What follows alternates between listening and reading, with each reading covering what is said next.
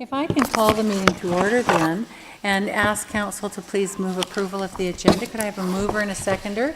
Councillor Ronsley and Councillor Bain. Thank you so much. I have two things to add that I've discussed with council and have come to council's file. Under resolutions, number 9B, the resolution regarding the cumulative effects assessment framework that the Ministry of Forest, Lands and Natural Resources is entering into. And 9C, the support of the federal environmental assessment process that is involved with the LNG that the BC Environmental Assessment Office is currently involved in. Are there any other additions, changes, deletions? Seeing none, call question on the motion. All those in favor? Opposed? Who moved and seconded? Abstained? Councillor Ronsley and Councillor Bain. Moved and seconded. And Councillor Ando has abstained. Thank you. The motion carries. If we can go to public participation, and I don't have the file. Thank you very much. Thank you, Councillor Ando. And I have one speaker, Susan Publicover. Ms. Publicover? Unfortunately, I have some information about the trees I don't need to share. Okay, so what we'll do is we'll reassign the minute taker to Councillor Ronsley, and I'll just be gone at 2 minutes. The timer. You're in charge. On October 10th, Minutes. Oh, where are we Yes, going? sir. One? Yeah, I know. It's a big room. Okay. Sorry. On October 10th, Steve Hotzak called our home. During our conversation, the subject turned to trees cut south of the Povil property on Isle Place. Mr. Hotzak described what trees he felt were cut by hydro because he saw blue paint on a cut-down tree. We inspected the area and found a weathered tree with blue paint on a pile of similarly weathered trees cut south of the more recently cut trees associated with the Chapman survey tags on municipal land. So these are additional trees beyond what we've been discussing in the past. These trees appear to have been cut at a much earlier date, so are not the same trees at issue as those cut on municipal land. These photographs, and I have two photographs I've shared with Councillor Bain,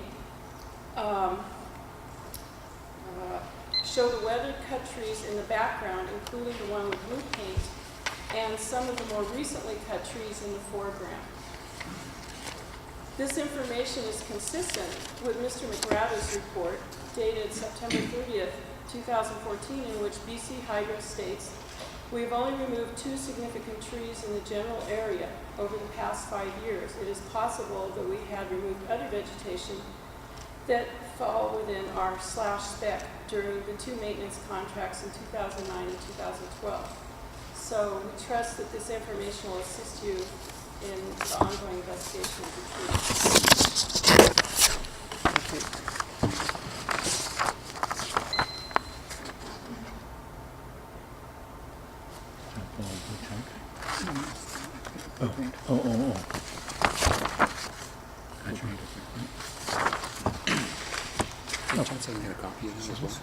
What I'll Is it do is just one copy? I'll make 4 copies and provide it to all council. Thank you. Great. Okay, we'll get I'll Mayor get back. Mayor.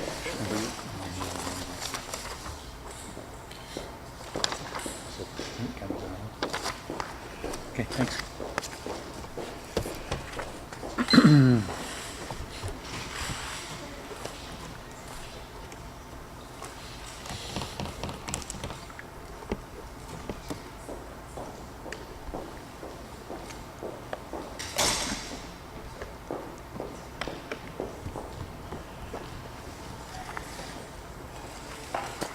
Thank you for presiding, Councillor Bain.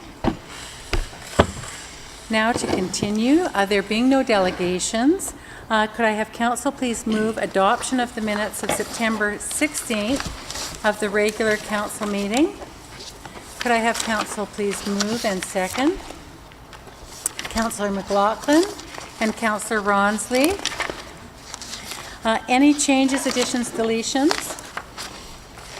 Councillor Ando? Page 5 of 108, or page 3 of the minutes. In the third paragraph from the bottom,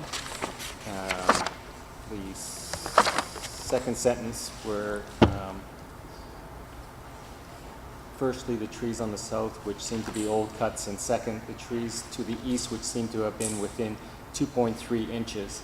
I'd like to add, well, 2.3 inches is 75%. That's 75% on village property.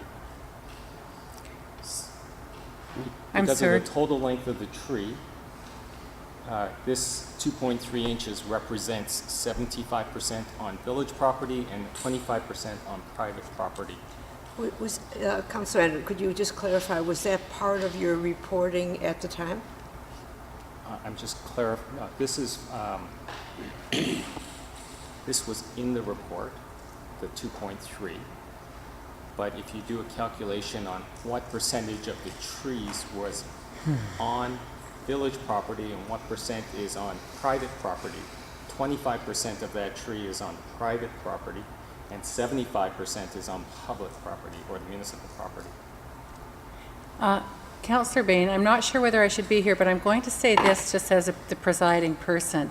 This seems like it should be committee work to have all the players meet together separately about this to make sure, to assure of to be confident of the information. But you may be confident and I maybe should recuse myself because I'm not apprised of this. But I do hear it as the parties should be present for maybe just confirming that. I don't know, Mr. McGrath, should I be recusing myself at this point? But I'm ruling at a very high level that, yeah. Well, Madam Mayor, I think we're talking strictly about the minutes, not Yeah, the okay. validity of what's in there. I think it's just Yeah. the I believe it's Yeah, a clarification. and that's that's where been I'm asked. ruling. It's just if people aren't, don't have the material in front of them. Well, to that point, Yeah. I think when I read this, what I understand is, I think I understand correctly that it's 2.3 inches are outside versus inside the property line. So it's within, like the property line is within 2.3 inches of the tree being totally in. So maybe it's just semantics we're talking about.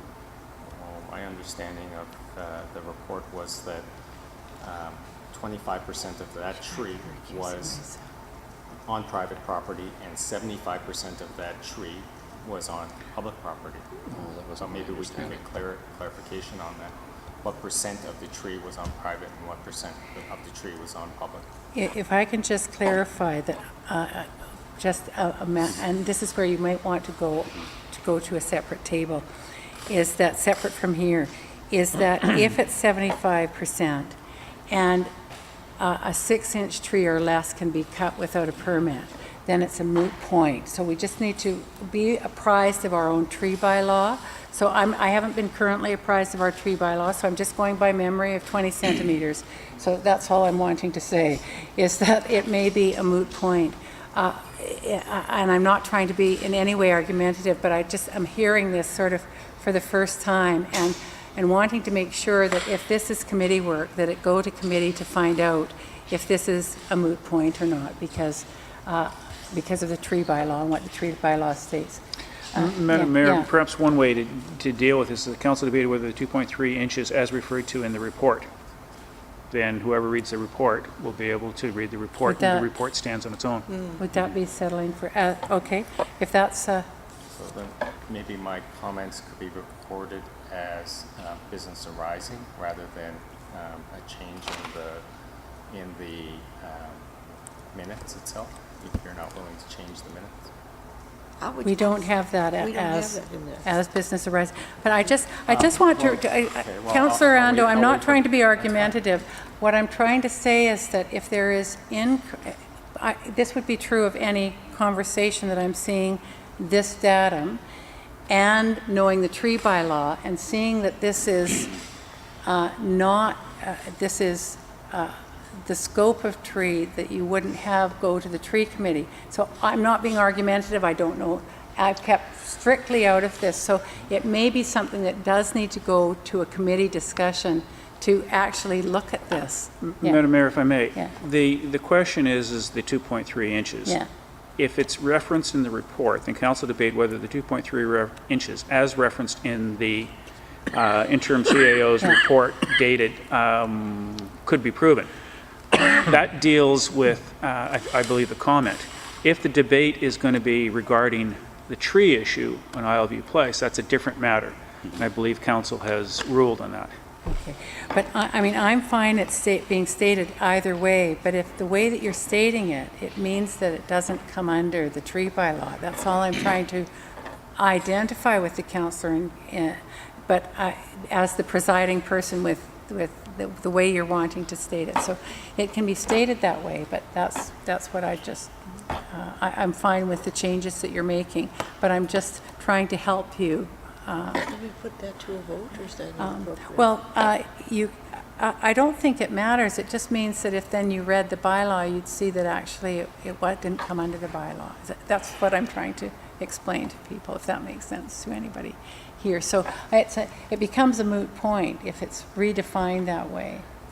If 2.3 inches is 75% of the tree, Madam Mayor, I'm not aware of the Madam Mayor, discussion.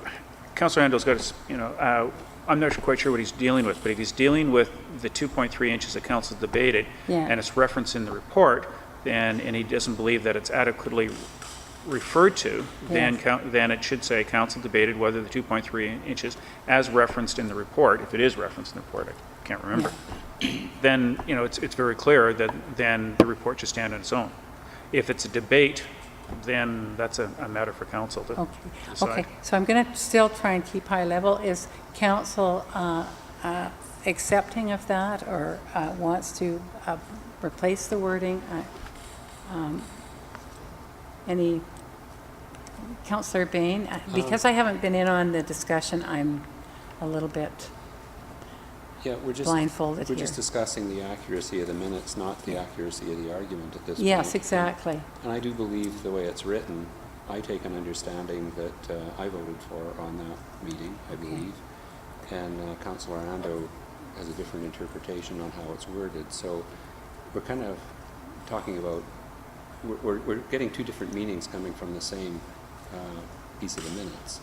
And so I think if we want to raise the question, as Interim CAO McCraddy has said, I don't think it's an issue of the minutes, it's an issue of the subject matter, which would be a total different discussion. So if we add then, as has been suggested, as noted in the report, is that, are there further comments? If there, okay, thank you very much. That's great. Okay, any other additions, changes?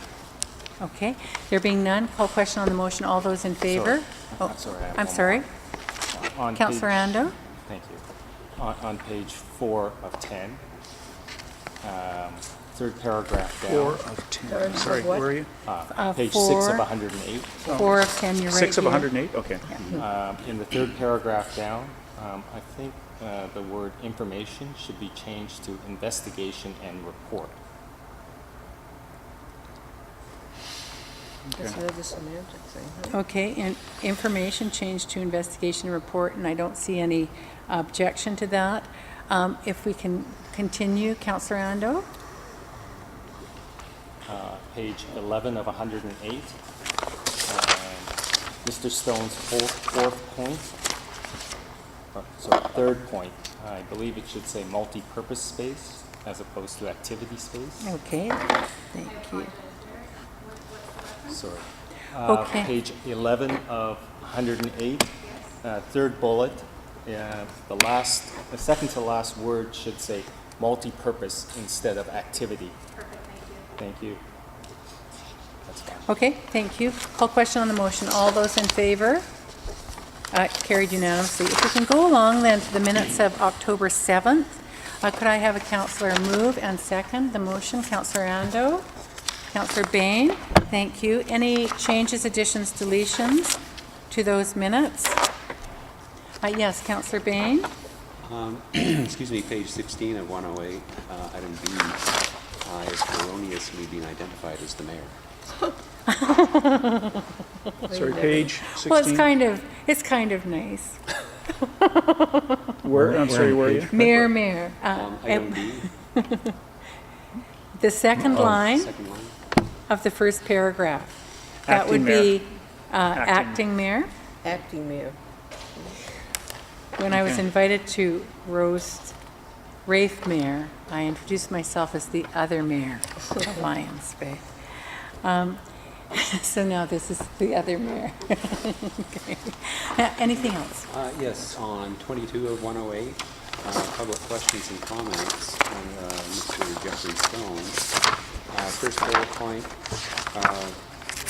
the section he's got here, all I have is hash marks instead of the number. Is that what everybody else has? Page, I'm sorry. What page are you? 22 of 108. First bullet point, number 13. Second What line. happened, 23? He's quoting. Oh, section down from the there, bylaw. sorry. Oh, there it goes. He's quoting, from a bylaw that we can't, clarified by reading section from the bylaw. So it's from the procedures bylaw. And it's our continuance motion. We just need And that's just an oversight there. So Okay. would you be settled to know that staff will fill that in? Is that fine with everyone here? Anything else? Thank you for picking that up. Yes, Councillor Ando? Page 16 of 108. B, first line, just to be consistent with how we've written it before, it should say, instead of Lions Bay General Store and Cafe, it should say Commercial Strata, as was in our last minutes. Is that whatever's consistent is fine? And then in the next paragraph, 3/4 of the way through that paragraph, it says MOTI. It should say FLNR, CNE officer. Is that the third line up of the second paragraph? Sorry, where are you? Fourth Oh, pardon me. The fourth is it? line up? Yep. fourth line Yeah. up. Yes. So it should say FLNR, CNE officer. CNE officer, and CNE is separate from FLNR. That would be the Ministry of FLNR, and then space, capital CNE. Okay, thank you. Officer. Yes, Councillor Ando? On page 17, the order of how the points were made, does that make a difference, Mr. McBride? If it's cumulative, it would, but where are you, if I may ask, through you, Madam Mayor, where, Yeah, sure. Where are you referencing? exactly? So I believe it should read, Councillor Ando queried the accuracy of several statements made in the report pertaining to, oh, I'm sorry, okay, up there, okay. number one, the level of backfill against the east retaining wall in the village office. Number two, the direction of the joists noted in the drawing in the report. Number three would be to the firewall requirements, and four, percentage of project completion Okay, so just changing the order. order. That's and listed. adding a couple of words. The first word would be adding retaining between east and wall, Yep, and adding village in front of office and taking out portion of the building.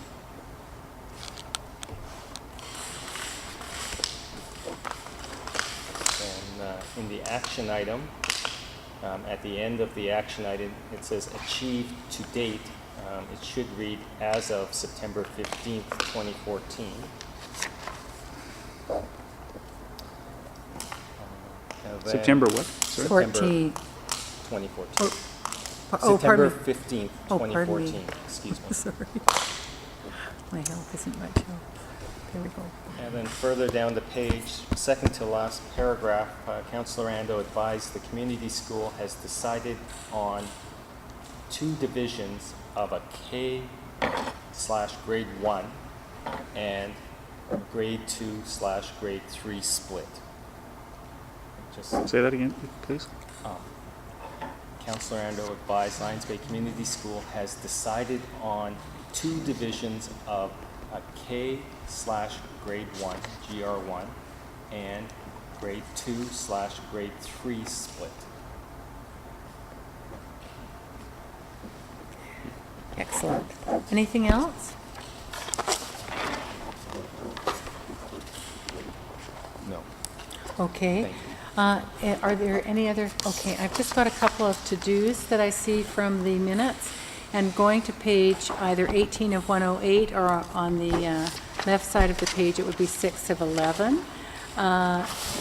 D, and so these are just things that perhaps we Sorry, can where are you? look at to do with the organics report and the resolution passed, and just looking at getting together, not this week, but to put together an e-post, to put together a planned communication plan. And I'm looking at Ms. Hogland because she's a central player here, and we'll bring the folks together. So I listed them here: Ruth Simons, Ms. Nikki Hogland, our Public Works Manager, Councillor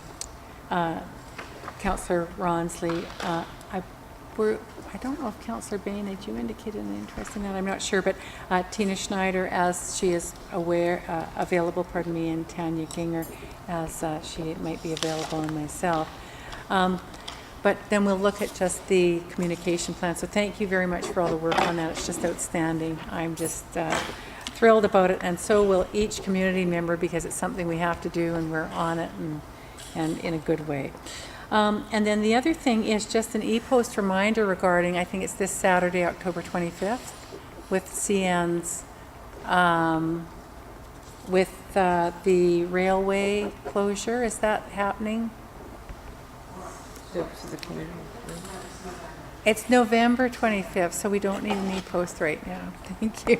I read this, and I don't know why my mind went to that. So if we can just note for the minutes today, not a correction to these minutes, but that is November 25th. Thank you so much. So I'll read it the next time.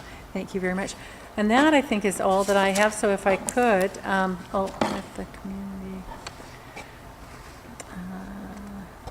No, that's it. Yes, Councillor Ando? Sorry, I forgot to mention, the continuing motion is missing from this document. The continuing motion? Correct. We had a continuing motion of 30 minutes, Oh, we did. which Mr. Stone was adamantly opposed to, but I couldn't find it. Maybe Oh, it someone- should be in the, thank you very much for noting that it's absent. So there should be a motion at the end of this public portion of the meeting that council made a continuing motion. So if you can note that, and thanks for noting that it's not there. Oh, is it there? You've got to Page continue 18. the meeting Oh, for thank 1 you. hour to 11 p.m. Thank you, okay. On page 18 of 108. Page 18, Then we right. had- Then we had another one For another half for an hour. another 5 minutes. No, that was, It was later in the, After when we got close to 11, No, we didn't. no, we did later, yeah. Second I one? just need to just take our guidance on that, and then we can guide you. Yeah, thank you.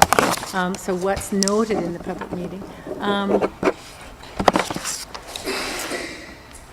If in the parking review, we can include neighborhood discussion, that would be great, because I realize some of the comments as we're out there and out and about, I'm sure they'll be of interest. So with that, call question on the motion. All those in favor? Opposed? Carried unanimously. If we can then move on through business arising, unfinished business to reports, and have council please move receipt of report. I'm sorry. for business arising. Yes. I'd like to bring up that point that I brought up earlier about the minutes from September the 16th meeting. That I'd like to check whether or not, what the percentage of that one tree, I believe it's a fir tree, was on village property and what percent was on private property, because I think it's important to be in the public domain. Okay. Thank you very much. Madam Mayor, I can Yeah. bring that forward to the next meeting, Okay. or circulate it. Yeah, That's fine. perfect. Thank you. Okay, no, that's great. If we can then go on to reports and have council move receipt of reports. Thank you, Councillor Bain and Councillor Ronsley. All those in favor of receipt? Opposed, carried unanimously. If we can go to the interim CAO, Mr. McGradu's report. Madam Mayor, I'm pleased to present, I think, the report as of, I think, yesterday, where we are with the community center. I think a number of council members had a chance to take a look at the renewed community center and the repair that we undertook. I won't go through the report in any detail. I think the good news is that we're moving in tomorrow. We're packing up. It's not quite finished. There's still work to complete. We're hoping that all the work will be completed by the end of this week, and there'll be some other things that we'll have to continue to work on, including the library. But at this point in time, I think it's fair to say is that of the budget that council provided, we're pretty close to it.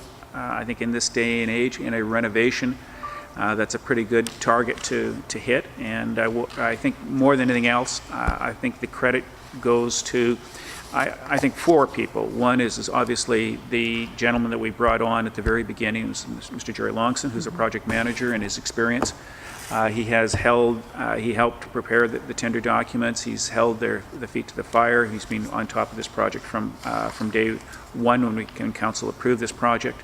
I also want to thank Dave Butler, our building inspector, who's been involved with this well before I was born. I mean, for many years, and has helped, I think, this community move this project forward, I think, in a very professional and I think responsible way. I think Mr. Oliver, our fire chief, and his experience, who helped us tremendously at the beginning, looking at the project, looking at the tenders, giving us, I think, some real-world experience. And I think the 4th person, obviously, has got to be Mandy Kuntz. She has taken an incredible amount of this on her shoulder and her back and moving it forward.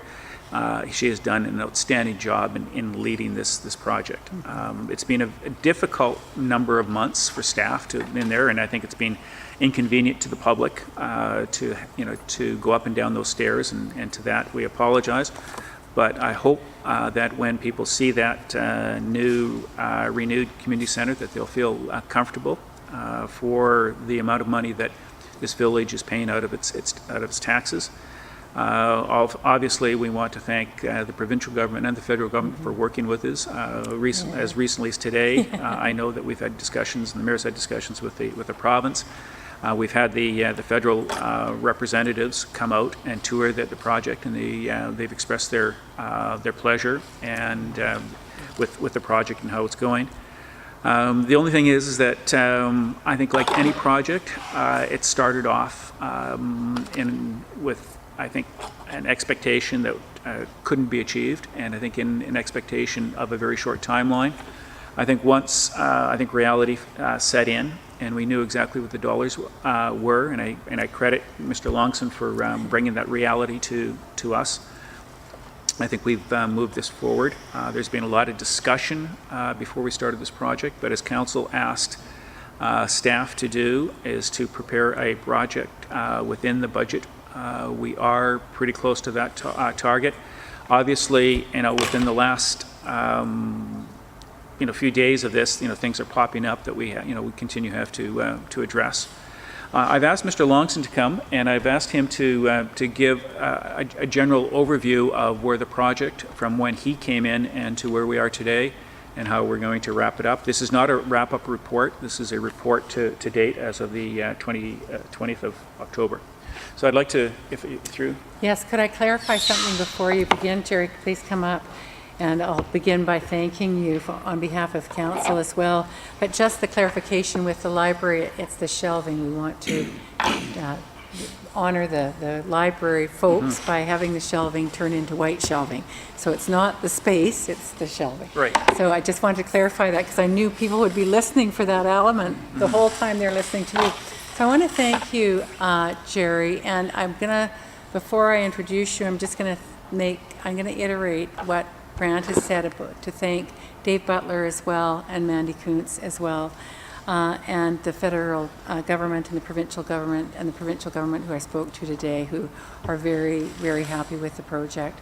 But I want to say that when I've gone on site, I'll say this to you, I said this to you earlier, that it has just been remarkable how professional every person, to a person, has been on that site, and working well, being pleasant and moving ahead. So I want to pass it over to you for your report, and thank you very much. I'll be sure to pass that on to Thank you very much. Most appreciated. until tomorrow. Thank you. I don't want to reiterate too much what Grant's already said, but when I was brought in, council and the community was still looking at a unified plan, a whole new municipal hall and community center. And when that project came back from tender, of course, we realized that it was way too expensive, way over the funding that was available both from the province, the feds, and then with the community prepared to submit. So it was that time we developed, if you remember, was the scope ladder, which was the direction you gave staff, and which they then gave me, was to how can we repair this building? How can we make it better? How can we make it safer? And stay within an $860,000 budget. That was the mandate that we were given at the very beginning. So as you go through the building, we see lots of things that weren't done that would have been nice to do. It didn't fit within that $860,000. But the building still is safer, and it is renewed and rejuvenated. So I just wanted to make sure that we understood that scope ladder that we got approval from council was very, very important in what direction then we gave to the trades on things to build. So as I mentioned, we started out with an $860,000 project at the time that we did the scope ladder, not including any monies that were spent on the development of the unified scheme. The other part of the mandate that we were given, and we've taken a lot to heart, is that we wanted to make sure that we were providing a quality project that would last another 20 or 30 or even 40 years. So we made decisions, and when you get a chance to tour the building, you can see that we didn't put in gold faucets. We didn't put in expensive features. What we put in was quality items that will last and provide for a low maintenance building, and that will last that next 20 to 30 to maybe even 40 years. I think that's really important because as both an architect and a project manager, I look to the taxpayers here as the real clients. It's their money, whether it's coming from the federal government, the provincial government, or from the council's fund. And so we want to make sure we're getting the full value for that money. So that's where we put it, and making sure we have a facility that could be operated inexpensively, efficiently, and not have to be repaired over and over again. As Grant mentioned, staff will be moving into the village hall portion of the project tomorrow, and there is still a number of small little items that will be ongoing over the next probably week as they're moving in.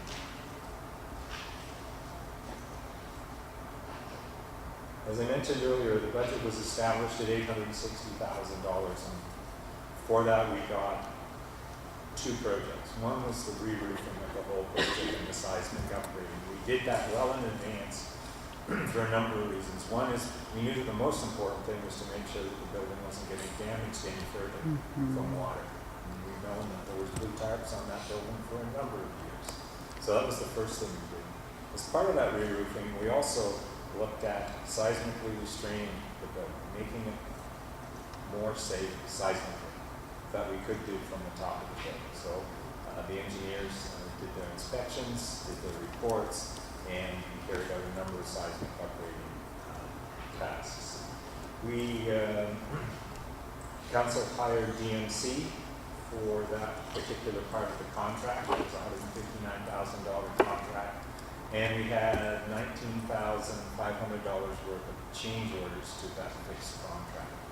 mainly around things that were unforeseen, things that, as we opened the building up, we found that there was a lot of rot in a number of places, that there was some missing fire separations and things like that. So that's where the extra $19,500 came in. The second part of the project, which was basically the repairs and upgrades to both the community center and the village hall, you hired Kindred Construction as your construction manager. So they went out then and found trades on your behalf and hired those trades to carry out the various pieces of work. But the scope wasn't quite as defined. We told them what the end product was going to be. We allowed them to make decisions on how they were to carry out the construction. Again, there were a number of items that we saw that added to that. They gave us a budget at that time of approximately $472,000. Since then, we had to add through what we call changes of scope another $60,000. Those items have been around, again, unidentified things that we did not know until we opened up some of the walls. When we looked at the electrical system and we had to upgrade the electrical system. There was the building committee asked for a number of improvements in the quality of things like the flooring, again back to long-term operation of the building. So there were a number, and there were some building permit, building code issues that the building inspector added to have upgraded, which again all around life safety, fire separation, etc. So their total additional construction cost was around $60,000. So that kind of gives you an idea of the scope of the work that was carried out. There's still a couple of more items that we would be probably coming back to council for approval, and once we have some budgeting for. And the main one would be providing accessibility to the outside of the building, so that handicapped people can now would be able to get inside the gymnasium, meeting the handicap code, or inside of council chambers as well. We do have what we call family washroom that is handicapped accessible and has the change tables, and that's not one of the features that we did add, but like we mentioned, it does not have the handicap accessibility that we would like to see. So in wrapping up, I look forward to the opening in November, the grand opening anyway, and in seeing the community and the staff enjoy and take advantage of the new facility. Thank you. Thank you very much. I don't know whether you said this or not. You may have, and I may have missed it, but that we replaced quite a significant portion of wall that had black mold in it. And you may have, you did, okay, good. Because that was a significant finding, because for any of those who know, that is really a health issue. I'll open it up to questions, but again, thank you for that very detailed and yet brief report. And the community center, as you've described it, is exactly as you've described it, where the quality isn't gold-plated, but it is quality. And you've served the community well. I'll open it up to any questions. Council? Seeing none. Oh, I'm sorry, Well, Councillor I Ronsley. might as well, this is not a question. This is a sense of gratitude. Yes, I toured it tonight, and yes, I was in with the many questions, and all of us were aware of the challenges that you had. I think it's been a team effort, and a remarkable team effort, and I think what we got is something extraordinary. And I'm very excited about it. And I thank all the members of it who contributed to it. And I think what hasn't been mentioned today, that there's always somebody at the top who gets things in place and going. And I think we can't avoid, and we want to recognize our CEO, Grant McGratto. He will take a back seat for this, I'm sure, as his nature. But he, from the top, made it sure that it was going on, and on it went. And so I'd like to recognize that and extend a heartfelt appreciation and congratulations to you, Grant.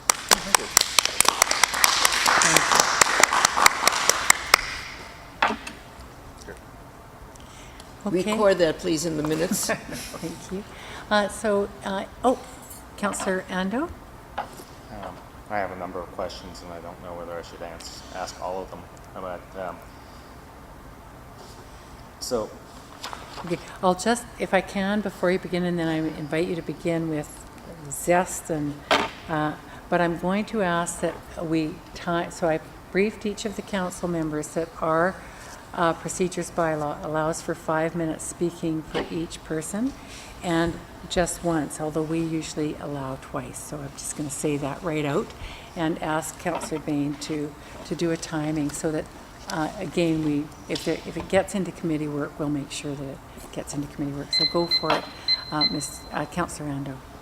Thank you. So, back in February, I had some questions and concerns and raised them with council and the administration with regards to the east wall. And then I received a response with regards to those questions, and actually in it, the email came back from Jerry, and in it, it says, we are only looking for a 5 to 10 year solution. So it's a little bit different than what you just said, 20 to 30 years. Can you tell me the difference between your email from April to me and rest of council and what you're saying tonight? As I mentioned, there's been a number of change orders or scope changes. Except for change orders over fixed contracts, scope changes I put to construction management. There's been a number of scope changes where the quality of the materials and the products that we're using in the facility have increased. We've added things like the floor tiles, the carpet tiles. We increased the quality of those. We've added ceramic tile around all of the plumbing fixtures so that the walls won't deteriorate around it. We've upgraded the electrical system from the top to the bottom. So we have, since then, using the monies that we've seen, which we can do during construction management, applied those to increasing the quality of the facility. The roof itself is a 30-year guarantee on the roof, so that was already there. The 2-ply roof is 30 years, and also the actual shingles is 30 years. Oh, I'm sorry. And not to be argumentative, and this will help the recorder, if the questions can come through me, but loud enough, and certainly just loud enough for Mr. Longson to hear and loud enough for our minute taker to hear. Thank you, Councillor Ando. Just if I can add one more thing, I'm waiting on the warranty documents for both the roof and the shingles, so we'll have the exact number on what both the warranty and the guarantee are on these products. Excellent. And the workmanship, so don't go Yes. I have some specific questions about the document that was provided to us. In the second paragraph, in the second line, it says approved initial project budget. Is that number 950 or 860? Through you, Madam Mayor, it's 860. Thank you. The final budget, when do you expect that the final budget will be completed and be presented to council? Through you, Madam Mayor, once the project was completed. Do we have a expected date? How long are you going to, is Jerry on retainer for? Those kinds of questions. You should have some schedule, no? Through you, Madam Mayor, once the project's complete, we will bring a report back. Okay. We're very close to the actuals. I think that was reported a little bit earlier in Mr. McGratto's report.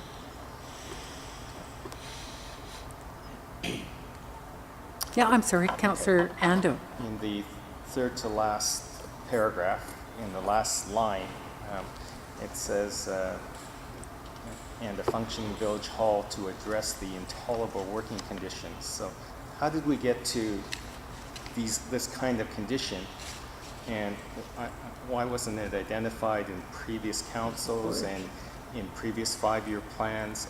I don't recall them being in the previous 5-year plans, that the conditions were intolerable. Okay. If I can address that, because Mr. Ando and I sat on the Oversight Committee. We sat and here. I didn't sit on the oversight. Councillor McLaughlin sat on the oversight. Oh, okay. But we certainly sat here together, and with Ms. Lawton, I think, at the time, presenting the WCB heat noncompliance, other staff members throughout the ages, but more specifically, more recently, with regard to the rat infestation, that I realized, I've been, signing the fact that we were having regular people come in since the 90s, quite frankly. But it wasn't until staff identified it as a health concern.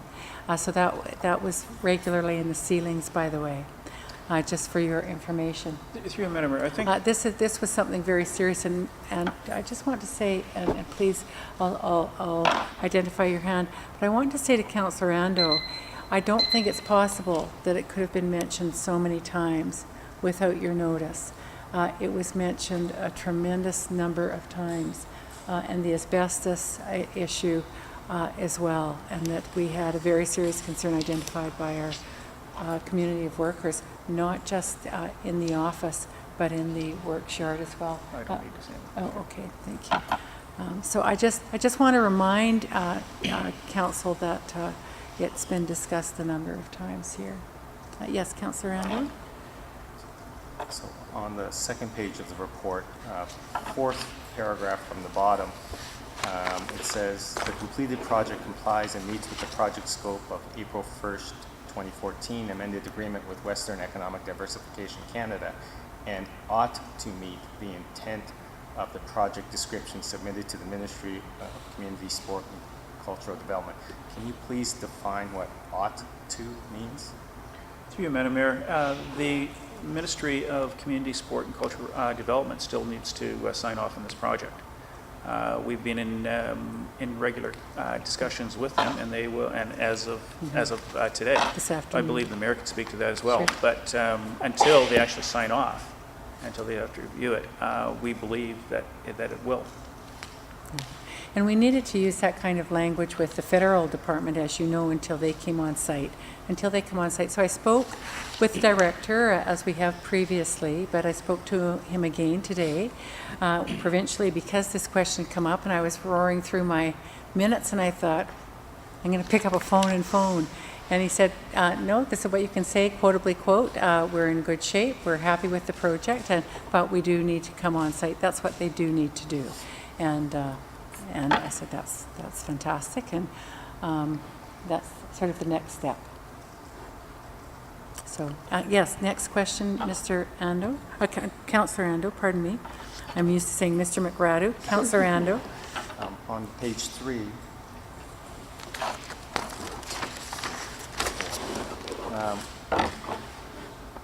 my question was, I'd like to confirm that the village did not undertake additional fees to have Mr. Jensen and Mr. Longson to provide a response. And the response is that additional time was charged by the consultants to further research and respond to the questions. But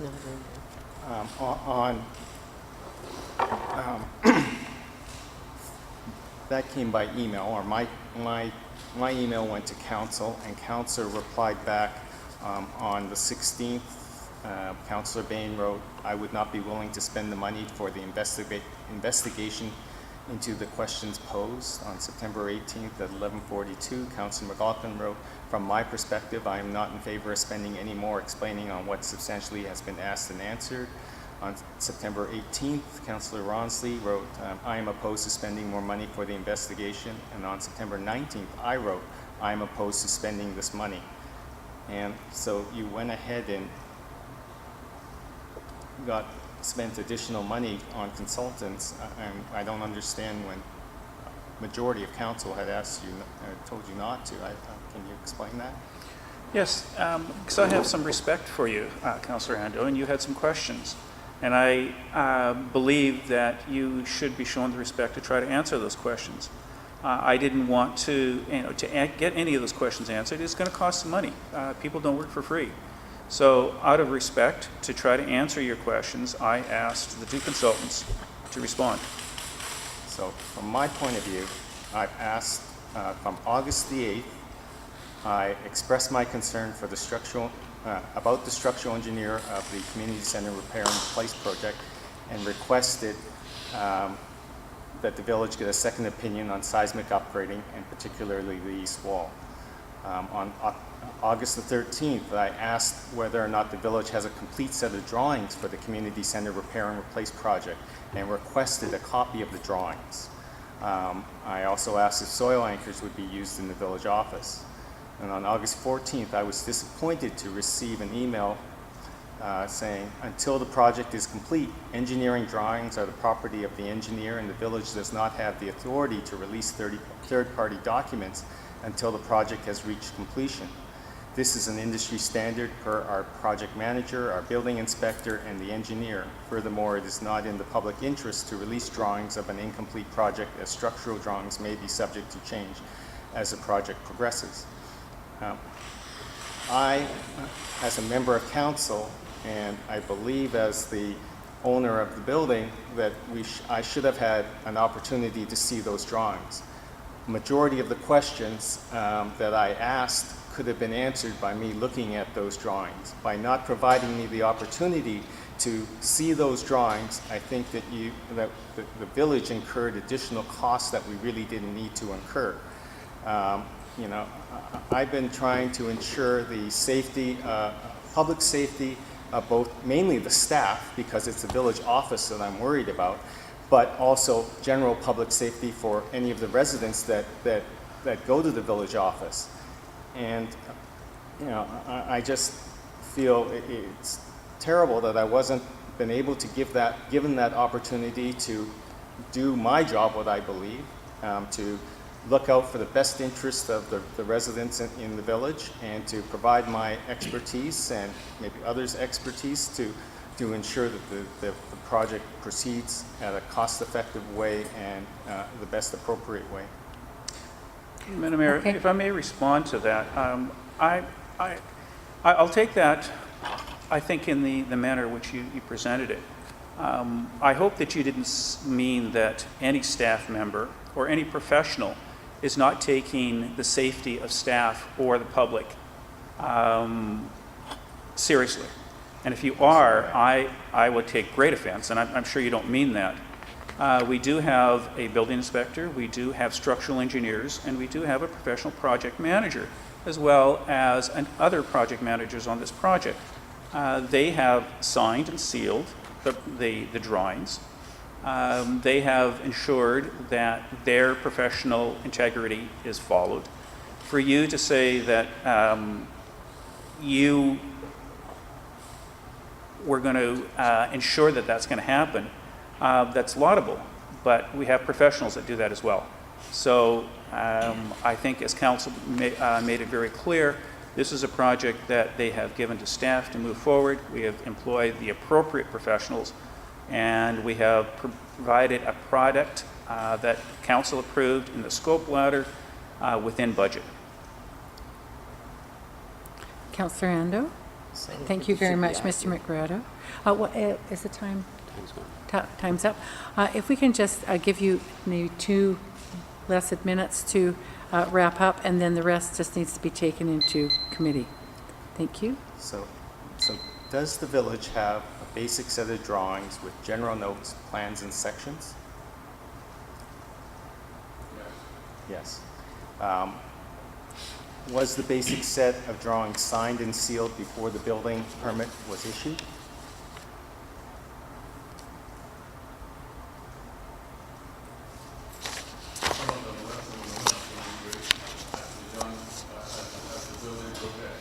Okay. If I can just interject here to say that way back when, this was certainly in line with what the Oversight Committee had recommended to, just for those of you who are here, having a construction manager who could, because we're dealing with an old building, who could, with the engineer, make sure that, for example, when we discovered the rot, that it's properly dealt with rather than in a minor way. So I don't know if that's what you're meaning, but I would just remind all of us here, and I'm confident that Councillor Ando attended enough of those meetings and it was reported back enough that was something. Yes, Councillor McLaughlin? Madam Mayor, to conclude this portion of the agenda, Mr. Longston's been standing there long and quietly, and Yes. certainly with our humble appreciation in his pocket. But I think to close this segment to the agenda, I think we should move on. And on behalf of certainly my colleague, Mr. Longston, thank you very much for your outstanding efforts to complete. I think he this deserves some project. Thank you. applause. Thank you. If I can say, Councillor Ando, if you have further questions to submit, please do. But let's move along. And just to the Mayor's report. And if I might begin by saying that, as many of you know, we not only met at the Union of BC Municipalities with senior staff, the Deputy Minister, regarding the Build Canada grant, but I'd previously written a letter to the Minister, Dennis LaBelle, to ask, and it's in our package, to ask when this was going to happen. As a result of all of that, asked Ms. Mandy Kuntz, when I returned from the UBCM, when Councillor Ronsley and Mr. McGradu also returned, to ask if she would contact our Member of Parliament, John Weston, and our MLA, Jordan Sturdy, for a meeting regarding the potential New Build Canada grant. What occurred was we contacted both offices, and John Weston, with the Village of Lions Bay's advisement, in earlier iterations, brought all municipal elected officials and their CAOs, and thank you very much to our CFO for attending that meeting as well, along with me via phone, and I in person. And Mr. Weston brought on the Parliamentary Secretary to the Federal Minister of Infrastructure and Community. And he gave a seminar where afterwards people asked what his background was. He's an elected official, but it was outstanding and clear. And he said, we couldn't see him winking over the phone, but watch for the announcement. So the next day I got this very thin line announcement that I don't think anybody would have even noticed, and it was the announcement. So tomorrow the games begin, and thank you, Ms. Hogland, for your preparation work with CREAS Engineering in preparation for us to prepare and send off next week our New Build Canada grant. And if you weren't there, you snooze, you lose. And they said early. Did I say early? And we're going to be early. So that's good. That's good news, and we'll make sure that we get that out. The other things that we're about to embark on are the Age Friendly grant, due October 31st. And I have a meeting with resident Heather Hood, and I'll let Louis Peterson know of that meeting as well. He and I had a preliminary discussion that I'd initiated that call with Dr. Peterson, and then also with asset management, and we'll go through all of that next week after this incredible move. So with that, with the BC Small Communities Grant, it came up this week. That was at 298, no, it's 295. So the letter that we originally got was 298 from the Deputy Minister, and it's been confirmed. Thank you very much to our CFO, Hari Suvarna, which is all this budget time when you just nail things down. It is 295. Thank you so much. So you might see that slight difference out on the street here. Thank you to Mr. McGradu, and I would say the work that all of our community have done in Councillor Ronsley and I attending many meetings. Of course, I sit on the Mayor's Council, but many community members attending with us on the large scope of meetings that happened with the North Shore TransLink to look at the service plan, and we've confirmed our bus route, and that was you don't know this, but it was no little thing, but we would have 40% of the people at those meetings for Lions Bay residents. So that's a real plus. It's a real bonus. and it's a good news story. And then the Howe Sound Community Forum, I'd be remiss if I didn't say, October 17th, Councillor Ronsley and I attended the forum. It was hosted by the Squamish First Nation at the Sea to Sky Gondola. It was a watershed meeting where at the end, and you'll see the resolution that's coming forward, where Hereditary Chief Gibby Jacob, who is responsible for external affairs for the Squamish Nation, which means throughout Canada, BC and Canada, spoke, and he said that while they were entering into their own process for Howe Sound planning, he thought, why would we not combine these processes? And it was something that I think, honestly, is a first in Canada. It was amazing. And coupled with that, there were 24 elected officials, about 40 NGOs and staffers there, and the provincial staff was there. They came there with a presentation that's on the on-table package for council members, and it was outstanding, and they came with the funding, and this was really meaningful. So anyway, so I'll stop there. They're ready to go, and so thank you very much. And at the thank you very much for council for, and thank you to Michael for joining me. But going to the RCMP ball, and one of the conversations I had, so I just wanted in the minutes, is about a Canadian Heritage Fund, and that the Canadian Heritage Fund is underutilized, and that it also involves some staff time. So anyways, so I thought we need to get that into the minutes. And the other thing, Tom Cloutier from Miller Capilano and his wife were there, and we had a wonderful, wonderful conversation together, and he identified that Ernst Baudur is moving to be, for MOTI, M-O-T-I, all capitals, is being transferred to the Delta Bridge project, and an engineer is replacing him. And we just want to thank Mr. Baudur very much for all the assistance he's provided to Lions Bay, including along the highway. I mean, this isn't light at all. It's been profound. It's been safety assistance. It's been landscaping assistance, and it's been assistance for our neighborhoods in Lions Bay in terms of noise mitigation. So I just want to thank Mr. Baudur. And you know, those efforts that those people make on our behalf, they are pulled in every which way. They're pulled in 10 ways, and I must say this. And when they give to us, our federal grant had 7 applicants to each one that was successful. And our community recreation grant was only a pot of $30 million for all 158 or 159 municipalities throughout the province of BC, and we achieved 440,000 of that 30 million. So about 158, let's say.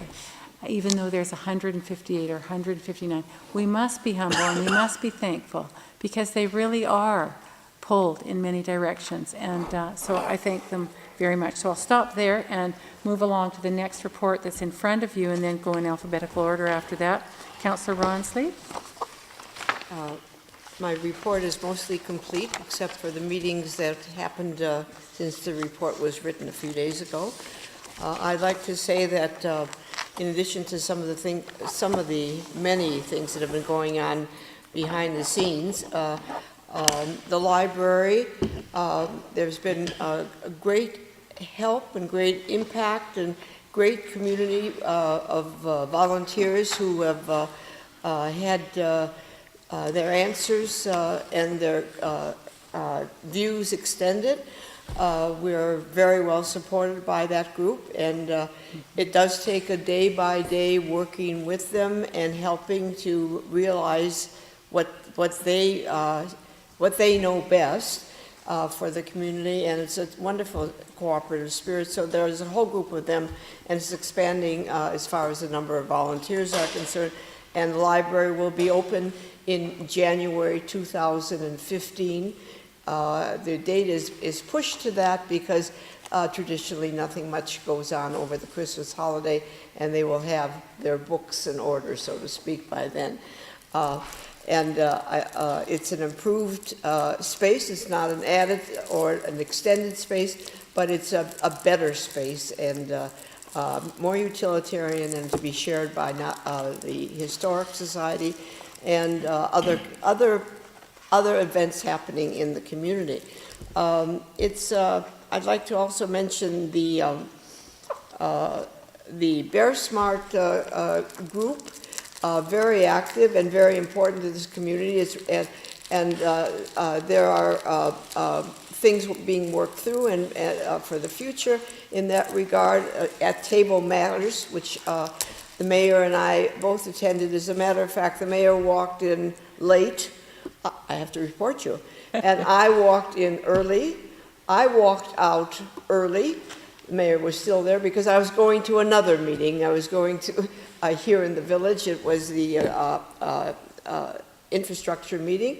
But in fact, what was accomplished there at that meeting was, and it's very timely, realizing we're negotiating right now for a contract for the next 3 years for our garbage collection and what we can get and how we can get a better arrangement, not only financially, but in terms of returning waste picked up and being able to have it utilized by the community here into soil and so forth. It's all in the negotiation stage right now, but because we were at that meeting, we picked up on that, and it's very timely now, and so that's under investigation, shall I say, before we sign any contracts for the next 3 years, which we have to do very soon. So there's a lot of running around to do. It's an amazing opportunity for the village right now, but I have to say that being on your toes is really important, and I'm grateful that the community allows me to go out to all these places and bring back for all of us to share, and I think everybody around this table does that kind of research on a different levels, and together we're all the beneficiaries. So I don't want to say anything more, except that it's a very dynamic time, but as we were told very clearly by the First Nations people, we want to cooperate. This is an opportunity. We want to be together, and this is what's happening out there. But our presence is really making a huge difference. And it was commented to me, Mayor Broughton, we don't usually sit together, nor do we have much time together because we're doing different things at the meeting. But it was commented to me, boy, that little community of Lions Bay, I drive through it all the time. You know, I didn't know it's so alive and dynamic and all these things are going on. And I think it's a testament to the community itself, the people that we've got here. And it's quite exciting for us. So thank you very much, and on we go. Okay, I'm going to thank you very much, Councillor Ronsley. Councillor Ando? Nothing to report. Okay, thank you very much, Councillor Bain. Okay, Councillor McLaughlin, nothing to report. I'm going to then go on. Councillor Ando, we've accepted the minutes of the Infrastructure Committee, and so I'm assuming nothing to report. And then we've got the third quarter financial report for Mr. Suvarna. Would you like to come up and just receive any questions or maybe walk us through? It's an outstanding report, I have to say. I mean, I had about half of these questions earlier today, and because of my schedule, I hadn't read my package, and nothing to do with this. And I read through, and it was like, oh, here are these. Thank you very much. I don't want to go through the whole report, No. but just to highlight Thank you. The financial results of the end of September 30th look promising. They are trending better than budget in terms of expenditures. So in many of the areas, the expenditures are below budget, and I'm expecting some of these expenditures will remain that way at the end of the year as well. Whereas in some other areas, the expenditures are fully expected to be spent or incurred what's on budget. So my forecast for the year end is looks promising, and it will probably be slightly better than the budget. Thank you very much.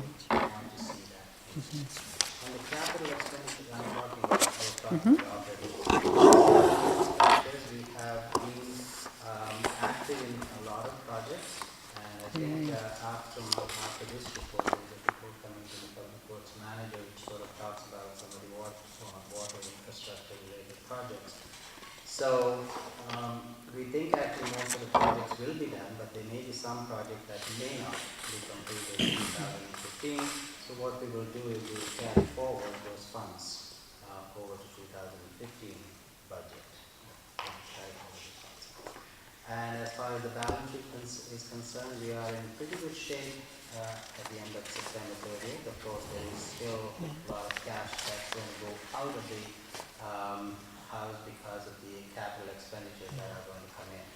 So we are monitoring the cash flow because our first cash flow comes in around March because of the water user fees gets billed. So we are monitoring the cash flow, and we should be very comfortable. Yeah, thank you very much. Are there any questions? I'm sorry. Councillor Ando, and then Councillor Ronsley. I'd like to know about the non-budgeted items and how they're going to affect our budget. So the two items that I know of, and there's probably more, one is the $24,000 for the CN rail crossing upgrade, and the other one is for the $21,000 from the fire department capital expenditures. So have those been taken into account in this report, or it's in and above this? The $21,000 for the capital for fire and rescue, that report was brought forward in the earlier meeting on September 16th and October 7th. So basically they said we needed a council approval to go ahead because those are not budgeted because they were not foreseen. Basically, those expenditures had to be incurred because of some equipment that the fire department had to have. So we are going to actually use the capital reserves to incur those expenditures. Second one is the $24,000 that the CN, that again was not foreseen in our budget, so that will also be brought in from the capital reserve to pay for that expenditure.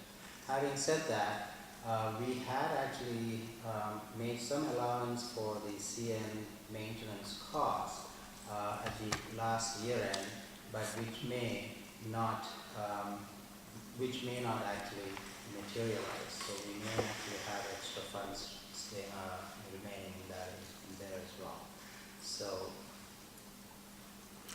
Councillor Ando?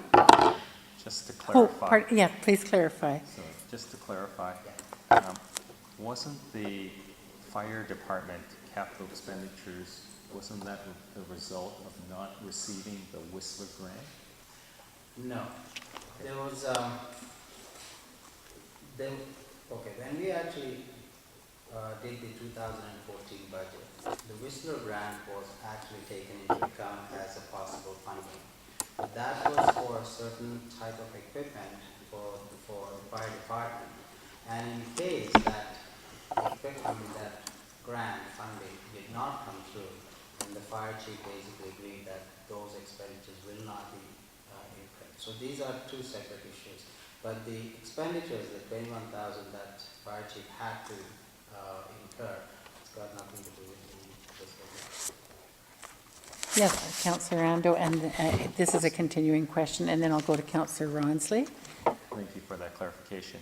The $24,000 for the rail crossing upgrades, how do you take that out of capital expenditures or capital reserves when, because that won't go into our capital tangible assets, will it? Because we don't own that, so it's just like an operating expense for the village, and it can't be, the value can't be put into capital tangible assets. So how can you take the money out of capital reserves? Can you explain that for me? Fair enough. I mean, I was under the impression that this could be a capital item. If it's not a capital item, then... Well, I'm not sure. I'm just questioning. I'm not sure. Perhaps I can do some clarification and maybe Mr. McGradu could just reach over my arm if I should stop at some point. But we have a maintenance fee that we are to pay CN for our 3 crossings. We and other municipalities in Canada are in dispute with CN about their about 350%. I could be wrong. It might be a 300% increase. It might be a 400% increase. Yeah, I see some head nodding. It's a significant increase, and I see it as in violation of the Canadian Combines Act, that they have taken the 2 railways and they've just created a superstructure and then defined what the payment is. That is price fixing, and in Canada, that is against the Combines Act. So we have expressed that opinion, as has West Vancouver and other municipalities. So what we have been doing, though, is we've been putting that money away, right, to one side, and not sending it on, but putting it to one side in case we do need to pay for it. So it's in budget, and so that's where Mr. Suvarna would be saying we do have a pot that is CN-oriented. What I've asked them to do is to determine, to advise us how much they're paying to the City of North Vancouver, where they're not paying anything to us, whereas they do business at Brunswick Beach with a double tracking system. And I'd need to know how much they're paying for the 8 crossings in the City of North Vancouver, 7 or 8 crossings, when we have 3, one of which is a working crossing. So those are the questions that we've posed. We've met with them, Mr. McGradu and myself, in Squamish just in the past month or so, maybe 6 weeks, and I've spoken with our contact in Montreal about 2 years ago, and he was very sympathetic, particularly because Brunswick, prior to being amalgamated or restructured with Lions Bay, Brunswick is 115 years old, which makes Lions Bay 115 years old, but more particularly, it makes that crossing 115 years old. And our position is that we were there before the railway. So there's a few things that are happening, and these are all, things that we're discussing with them, but we have been squirreling money away, if you like, on the budget, so that the money's there. And the discussion will continue. I'm sure. And as West Vancouver has many, many crossings, yeah. If I may, the $24,000 that we will have to spend, we'll have to determine there is a capital expenditure or not. If that's actually the structure, whatever structure that we have to build, and the ownership, those are the 2 criteria that we will have to use. So if we do not own that structure, then it's not a capital expenditure. So then we will have to bring it out of the operating budget. So I'm not sure what the timing of this construction is going to be, whether it's going to be 2015 or in 2019. November. 2014. Okay. So in that case, that will be an unbudgeted item. And if we succeed in not paying the extra cost that CN has asked us for the maintenance cost, then that money will be used to pay for this. Thank you very much. Thank you very much, Councillor Ando. Councillor Ronsley? I just have a query. First of all, it's the budget's very impressive, and on how much we allocated in many cases, and I'm not spending, and we're under budget. And it throws me back to the decision of the last council meeting to spend $20,000 for the fire department. As we all agreed, it was a unanimous decision. Now, and take the money out of the capital borrowing. If our budget does end up with a surplus, then would I don't know the answer at all, how this works. Would we then not take it out of our capital ability to borrow and go back to taking it out of surplus funds in this year's budget? Yes. We will not be actually using the borrowed money to pay for this capital items for the fire department. It will come out of our reserves if we need to use the reserves to pay for it. you're right, if we end up with in surplus, that perhaps will pay for the All of us with our homes and households would like to end up with more. And I was very impressed going through the budget and where we are and what we allocated and what we have in extra. So thank you for all your good work. credit to all the managers and staff basically to controlling the Actually, could we pass along that thank you, all kidding aside? That's exactly, that spotlight on that is exactly how that occurs, through thoughtful management. Could you pass on our thanks for that? And on behalf of the community as a whole, thank you. If I can move along then to Ms. Nikki Hogland. Ms. Hogland, thank you very much for joining us this evening as well.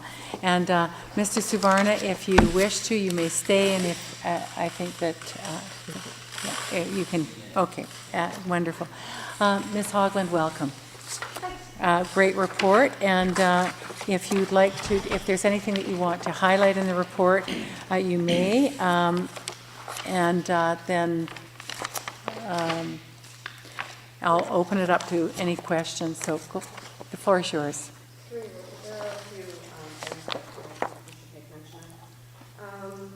Under capital projects, item 2, the Healthy Road roof replacement upgrades. That project is substantially complete. There are some deficiencies that we are looking after with regard to the roof line. Those will, of course, be addressed in due time. Excellent. There has been a scope change request for cedar siding finish on the new pony wall that has been brought forward as a separate report. And I'll talk about that a little bit later. The Lions Bay Beach Park septic field, we do need to discuss a couple of items that have come up with regard to that. So firstly, I would just like to reiterate that due to the length of time that elapsed between the close of the tender and the award of the contract, the septic field portion of this project was rescheduled from its original start date. It was originally to start on September 15th, and it moved to October 14th, and it did start at that time. Now, on Friday, October 17th, during the first on-site inspection with the contractor, which was Gene Phillip, Prius Engineering, and myself, some challenges were discovered with the project. So firstly, during the course of trench excavation for the septic field pipes, there was a far greater depth of organics than was anticipated when the design was originally made. So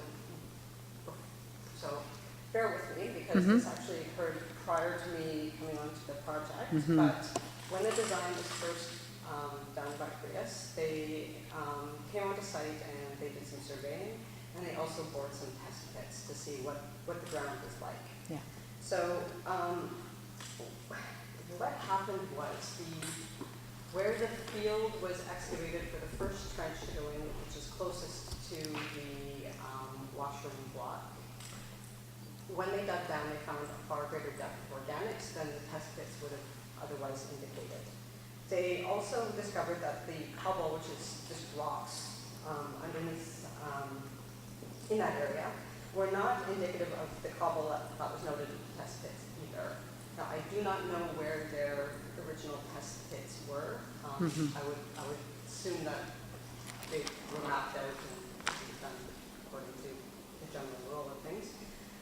However, so we've got two things. We've got organics that we weren't expecting, and we have cobble that was originally thought of in the design to be reused in the project, either for fill or for bedding, and it really isn't desirable for that.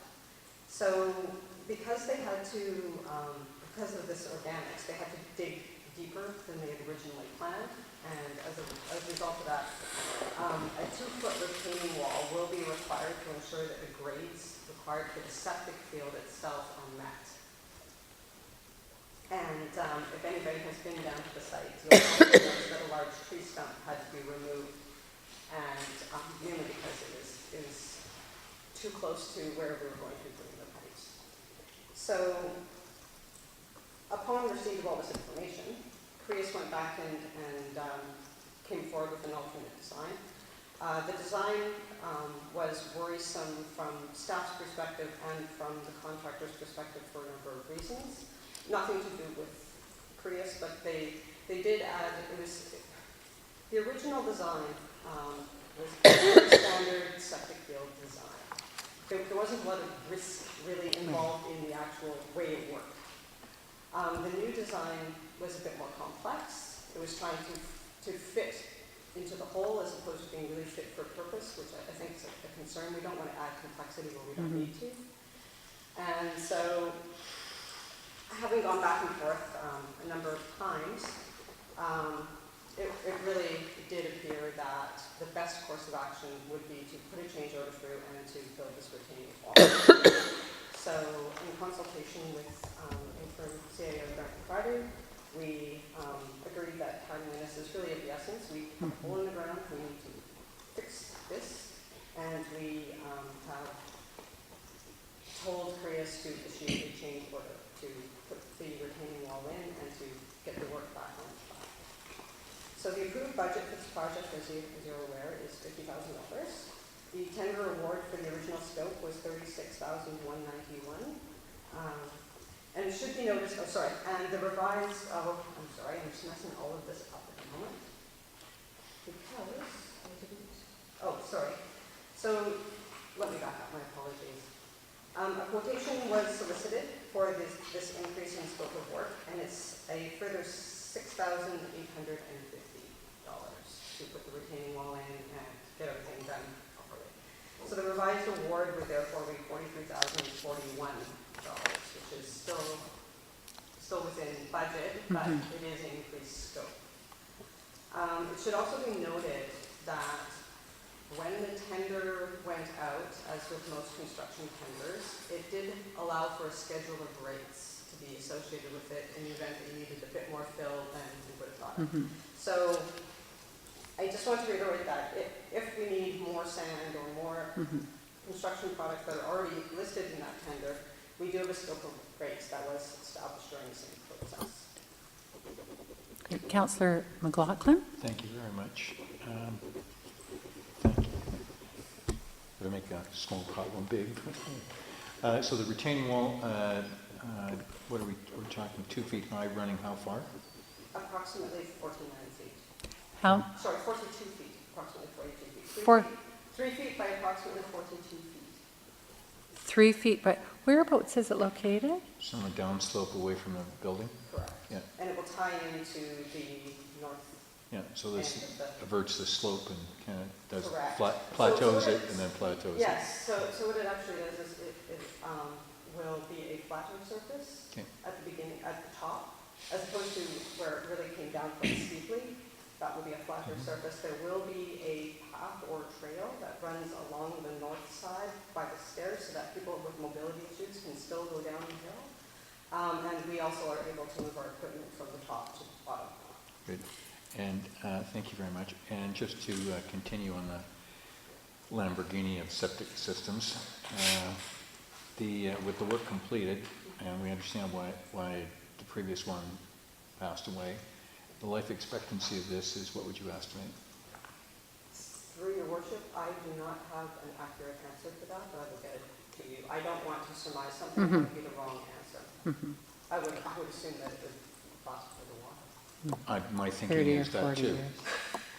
So Yeah. I don't want to give you a number Well, that I can't. where I'm going is that the $6,000 is insignificant in a 25-year life of a drainage field. Thank you. Don't look up the plate. If I can, again, just your measured approach in presenting it to us and still being within budget, I really appreciate that, and that's exactly why we're realizing the efficiencies that we are with that concern. Councillor Ando, I'm just going to ask a question, but I've got your name down here. With the wall, so I'm just trying to understand if my arm is the railroad track and the field is here, right? So just to give you an idea, of the field is going, the septic field is going on the field, or is it going on the south side of the, Downslope from the washroom. that's, okay, downslope from the washroom. Running the So leg. where is the 2-foot wall running? That's what I'm trying to get my head around. I'm not objecting to it, I'm just wanting to truly understand. Currently, is the washroom block. Yes? There is a retaining wall on the west. On the west side, that's correct, yes, I'm with you. So this new wall will run further north and attach to that west wall. So it'll be flatter at the top when you come into the park. So the expanse at the top of the park will be much flatter than it is currently. Right, I'm with you. It's- Do we need stairs in there at all? There will be stairs as part of the project, it always has been, on the opposite side of the washroom to get down to the next level. That's great. And then up, of course, at the top, there'll be a trail or a surface that would allow people with mobility issues to get down as well, so that they Great. wouldn't necessarily have to navigate a stick. That's exactly what I'm thinking, and little ones being able to just scooch, yeah, and buggies and stuff like that. Okay, thank you very much. I'm going to go to Councillor Ando. I just want to confirm that the change order includes the digging deeper and the removal of the organics. It does. Thank you. Okay, thank you. Anything yet further? Okay, thank you. You probably have something to continue with?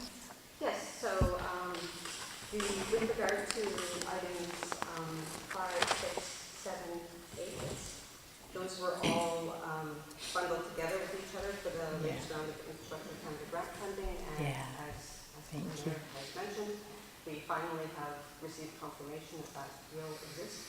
So we will definitely be pulling it all together and making sure that we apply for the grant funding as soon as possible. This is great, so.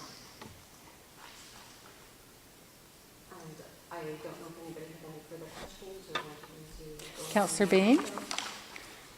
Yeah, one thing I didn't notice on the report was something we had talked about many times ago, not you yourself, but the Harvey intake area, there's a screen in there that the crews take a lot of time, and it takes a number of man hours to actually clean the thing out. There was some talk of putting in a bypass so that it could be a single operator job. Is that project still on the horizon, or is that not considered anymore? So it was an additional screen at the Harvey intake, not the bypass that we were going to put in for Magnesia, actually at Harvey. No, this one was for right at Harvey, but it's just to make it so the operation of cleaning the screen would be easier. You could just bypass it, pull it out, and then you wouldn't have to get down into a confined space to do it. Through your worship, we have changed the screens at Harvey. And actually, it was one of our staff that came up with an idea for the baskets Right. in Harvey, and we now have an extra screen there so that we can pull in and out of the baskets, and we don't need to do as much work as we would normally have had to do. And we ended up making it because it was too expensive to purchase. It just seemed way out of line to purchase this screen.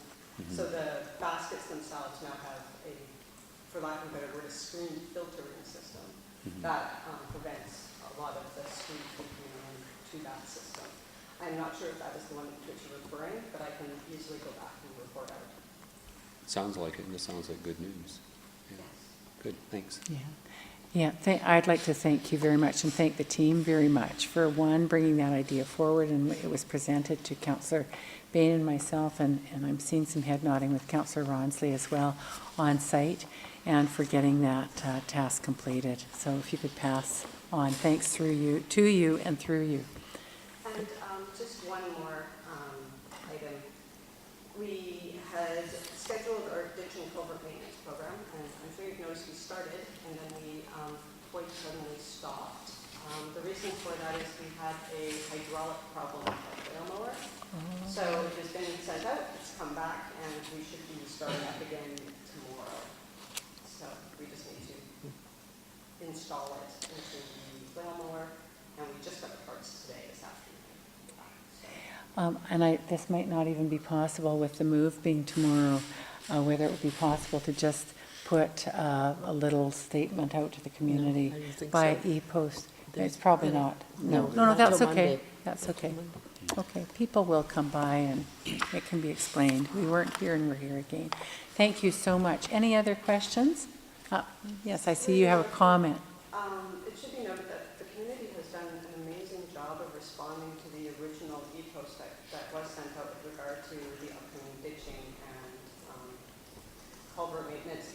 A number of people have really gone out and really done a fantastic job going through their culverts and the ditches and truly doing a lot of work. So it should be commended because it's quite something. That is really wonderful. And actually, I don't know if you could note this, Ms. Hogland, but maybe when we're up and active next week, to put an e-post like that out, because it not only thanks people, but it also helps people understand that they really do have permission, and then it really is appreciated. And so that's wonderful. That's wonderful feedback for us to hear. Anything further? Okay, I think that we do need to go, do we have one? So we've accepted these other reports. I'd ask you, if you can stay where you are, because I'll just say briefly, is there any comment regarding the RCMP or the Village of the Lions Bay Fire Rescue? Thank you. Then we're on to the next item, and that is a resolution for the scope change for the Kelvin Grove Washroom Project resolution. Everybody has the resolution before them. Therefore, be it resolved that the Village of Lions Bay Council authorizes staff to proceed with a scope change requested by the Arts Council to have the finish on the constructed pony wall to be cedar siding as opposed to a painted finish. Maybe I should read the whereases. Whereas the Arts Council has been heavily involved in the design, drawing, and scope formation of the Lions Bay washroom roof replacement project, and whereas the drawings and scope did not reflect the same finish on the new pony wall constructed, therefore it is resolved, be it resolved. So if I can mention that this is a change in the quote, it will reflect a total change with the pluses and minuses of about $1,400. Is that correct? This was $1,385. Thank you. So $1,385. If I can, then ask somebody to move. Thank you, Councillor McLaughlin, and second, Councillor Ronsley. Any discussion? Call question on the motion. All those in favor? Carried unanimously. Thank you so much, Ms. Hogland. And if I can, before I go on to the resolution that's before you, I just want to grab one other resolution that had been meant to be on the table. And that is, Madam Mayor, I guess Council, I just want to thank Nikki for coming out tonight. She's had her wisdom teeth, or one of them removed yesterday. She's been under the weather, so Whoa. she wasn't I'm- going to come tonight, but she offered. So thank you. Totally very impressed. much. Thank you. Thank you, Ms. Hogland, and thank you, Mr. Subarna, and thank you, Mr. Butler, for attending this evening. So I'll go to the resolution regarding the cumulative effects assessment. And what we are looking for, so I'll just read out the whereases, starting with just a little bit of background rather than me saying the background. It'll be quicker for me to read the paragraph. In 2014, members of the Howe Sound Community Forum, District of West Vancouver, Village of Lions Bay, District of Squamish, Town of Gibsons, Municipality of Bowen Island, Resort Municipality of Whistler, Village of Pemberton, Gambier Island Local Trust, SLRD, SCRD, and Metro Vancouver renewed their commitments to the principles for cooperation. The majority of these local governments supported the following resolution passed at UBCM September 2013. Whereas all local governments around Howe Sound are currently dealing with recent multiple referrals and applications for gravel, liquid, natural gas, coal, and bitumen, and whereas Howe Sound is a sensitive, ecological, significant area of unparalleled scenic beauty and provides important ecosystem services for various First Nations, senior and local governments, and is without a land and marine use plan to facilitate a coordinated approach to land and marine use planning. And whereas there has been no discussion between the local governments and the Squamish First Nation regarding the cumulative potential impacts, and whereas there is a growing concern regarding the future of Howe Sound as commercial, industrial, and recreational uses expand without an approach for assessing the cumulative impacts of those increased uses, thereby putting recent progress of significant ecosystem recovery at risk. Therefore, be it resolved that UBCM, well, therefore be it resolved, this should say the Village of Lions Bay, sorry, the Village of Lions Bay. I probably changed on my copy and not sent it changed. The Village of Lions Bay urged the provincial government to support the development of a comprehensive management plan for Howe Sound that facilitates a coordinated land and marine use planning process between First Nations, senior and local governments, and other local bodies to ensure ongoing recovery and responsible land use planning within Howe Sound. Oh, pardon me, it should read UBCM. My apologies. The request was referred to the Ministry of Forest, Lands and Natural Resources Operations by way of correspondence. Minister Thompson responded negatively to a land resource management plan for Howe Sound, but is supportive of planning and acknowledged the potential cumulative effects that multiple projects and expanded development may have on Howe Sound land and marine region. In 2014, the province of BC, via the Ministry of Forest, Lands and Natural Resource Operations, committed to implementing a cumulative effects assessment framework throughout the province over the next several years. The Howe Sound Community Forum received presentations and Q&A questions on the CEAF from ministry staff at a forum meeting in January 2014 and a webinar in February 2014. Forum member communities then expressed interest in further exploring the CEA for Howe Sound through submitting individual council resolutions to the FLNRO minister. Ministry staff again presented at Howe Sound Community Forums on May 2nd and again October 17th, 2014, last Friday. The use of cumulative effects assessment as a decision support tool was also discussed at the Howe Sound Aquatic Forum in April 2014, an event attended by diverse government and non-government stakeholders and First Nations. The Aquatic Forum report expressed participant support for an integrated planning approach that incorporates multiple complementary tools. These could include strategic marine planning, marine spatial planning and management, marine protected areas planning and action planning, combined with decision support tools such as CEA and ecosystem services assessments. Project level environmental assessment is another decision support tool currently being used in the Sound.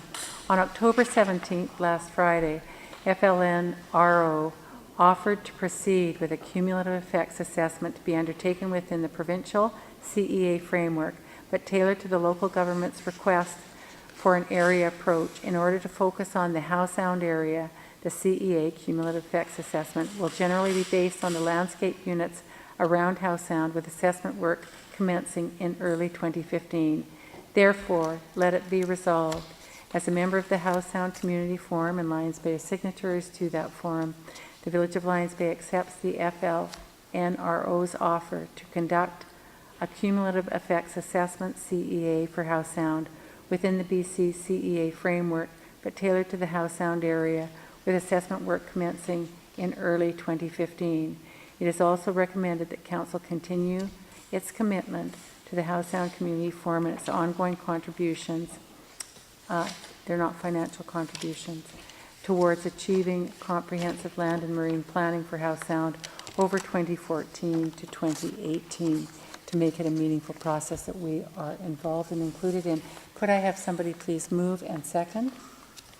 Thank you, Councillor Ronsley and Councillor Bain. Any discussion? I want to thank the Ministry of Forest, Lands and Natural Resources and all of the Community Forum members and the Squamish Nation for also joining us in this process. So could I call question on the motion? All those in favor? Oh, I'm sorry. Question. Yeah. Is there a reason, or is there an urgency in passing this? There is, because they're ready to roll. They've put together the funding, the pots of funding, to quote the ministry, and they are really waiting for our support immediately. What they need is, they don't need money, they need to know that we're going to input, that we'll be involved, and they'll provide all the staffing resources and research. So it's a very positive thing. So if I can call question on the motion, thank you so much, Councillor Ando. All those in favor? Carried unanimously. The next one is the next resolution.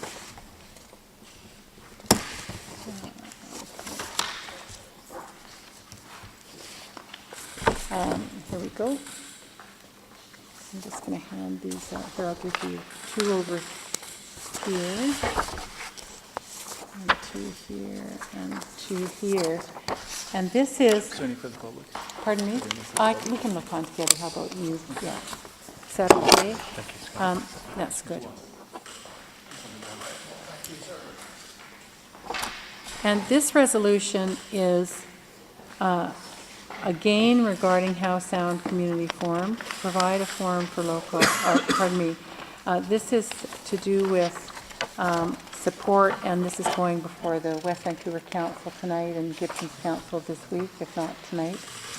Last night, thank you.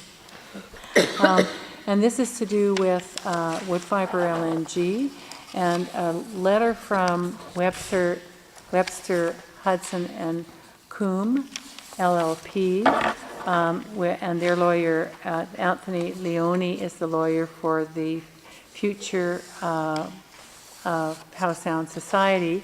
And what they're asking us to do is simply to provide support for the process of their request for the federal government to also provide an environmental assessment and feed back that information to us in the appropriate details. So what I would ask Council this evening is to entertain a motion of support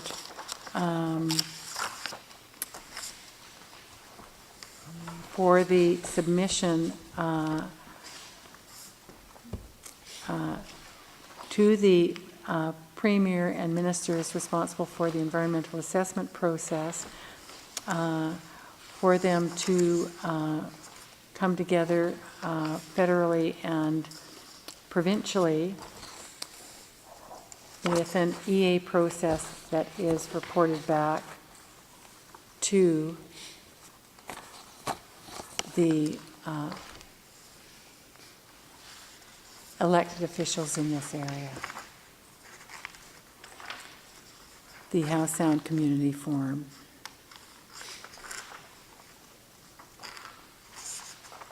Perhaps through the Howe Sound Community Forum.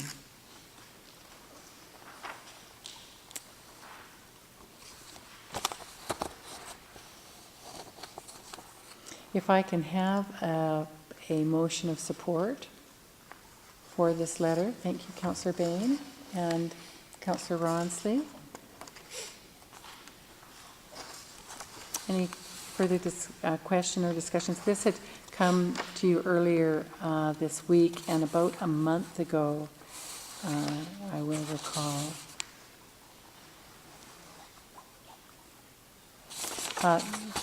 Call question on the motion. All those in favor? Yes, I'm sorry, Councillor Ando. Can you read that, what the motion is? What are we passing? Thank you. It's to support the federal environmental assessment process review in addition, under the Canadian Environmental Assessment Act for the wood fiber liquefied natural gas project.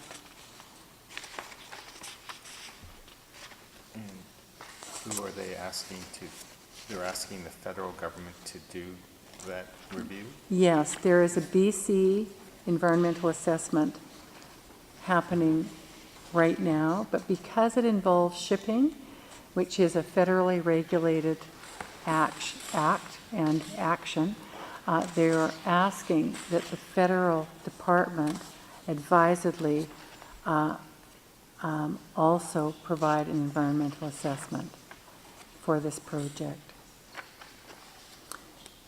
I know as I have been sent more material and read more, it's clear that we may not have the space may be too narrow under the international guidelines and under what Canada's guidelines itself are in relation to super tankers, not tankers, but in relation to super tankers.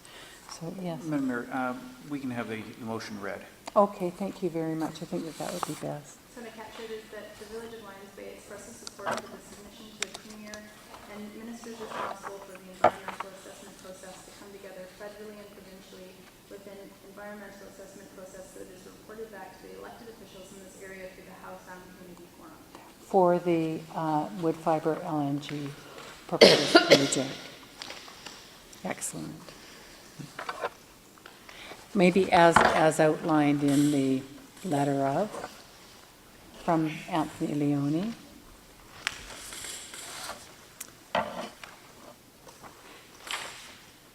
It's a time for where more information is better and clearer, and the federal government does need to get involved. Yeah. Excellent. We recently met, for your information, I met with the Minister of Transport, who is the former harbour master, apparently, for Toronto.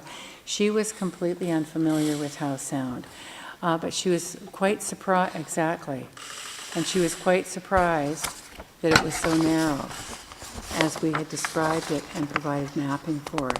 So it is an important time that, being that the Act, that the Shipping Act is a federal act, and being that we only have one other location where supertankers are allowed in Canada, and that is on the East Coast, and it was a highly contentious, and our own Prime Minister spoke against that, and is recorded in the debate in the legislature being against that. So we want to make sure that with the SITGO, at all capitals, SITTGO, international regulations, that it is compliant and safe, in fact, to be in these waters. So where the province has currently made a comment on that, the federal government needs to make comment, because the federal government is responsible for shipping. So that's where it comes. Yeah, I'll call question on the motion. Thank you very much. All those in favor? Carried unanimously. If we can move along then to bylaws, secondary suites amendment bylaw number 475, adoption. So if I can have council please move and second for adoption. Thank you, Councillor Ronsley and Councillor Bain. There's no discussion on adoption. All those in favor? Carried unanimously. Oh, pardon me. Yeah, carried unanimously. And then going to fees and charges, amendment bylaw number 480, adoption. Again, there's no debate on adoption. Could I have council move and second, please? Thank you, Councillor Ando and Councillor McLaughlin. All those in favor? Carried unanimously. If we can go on to correspondence, and sorry about this, there we go.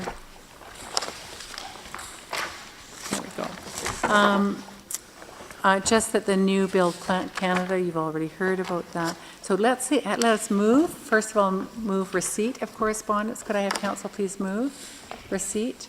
Thank you, Councillor Ronsley, and a seconder. Councillor Bain, thank you so much. All those in favor of receipt? Carried unanimously.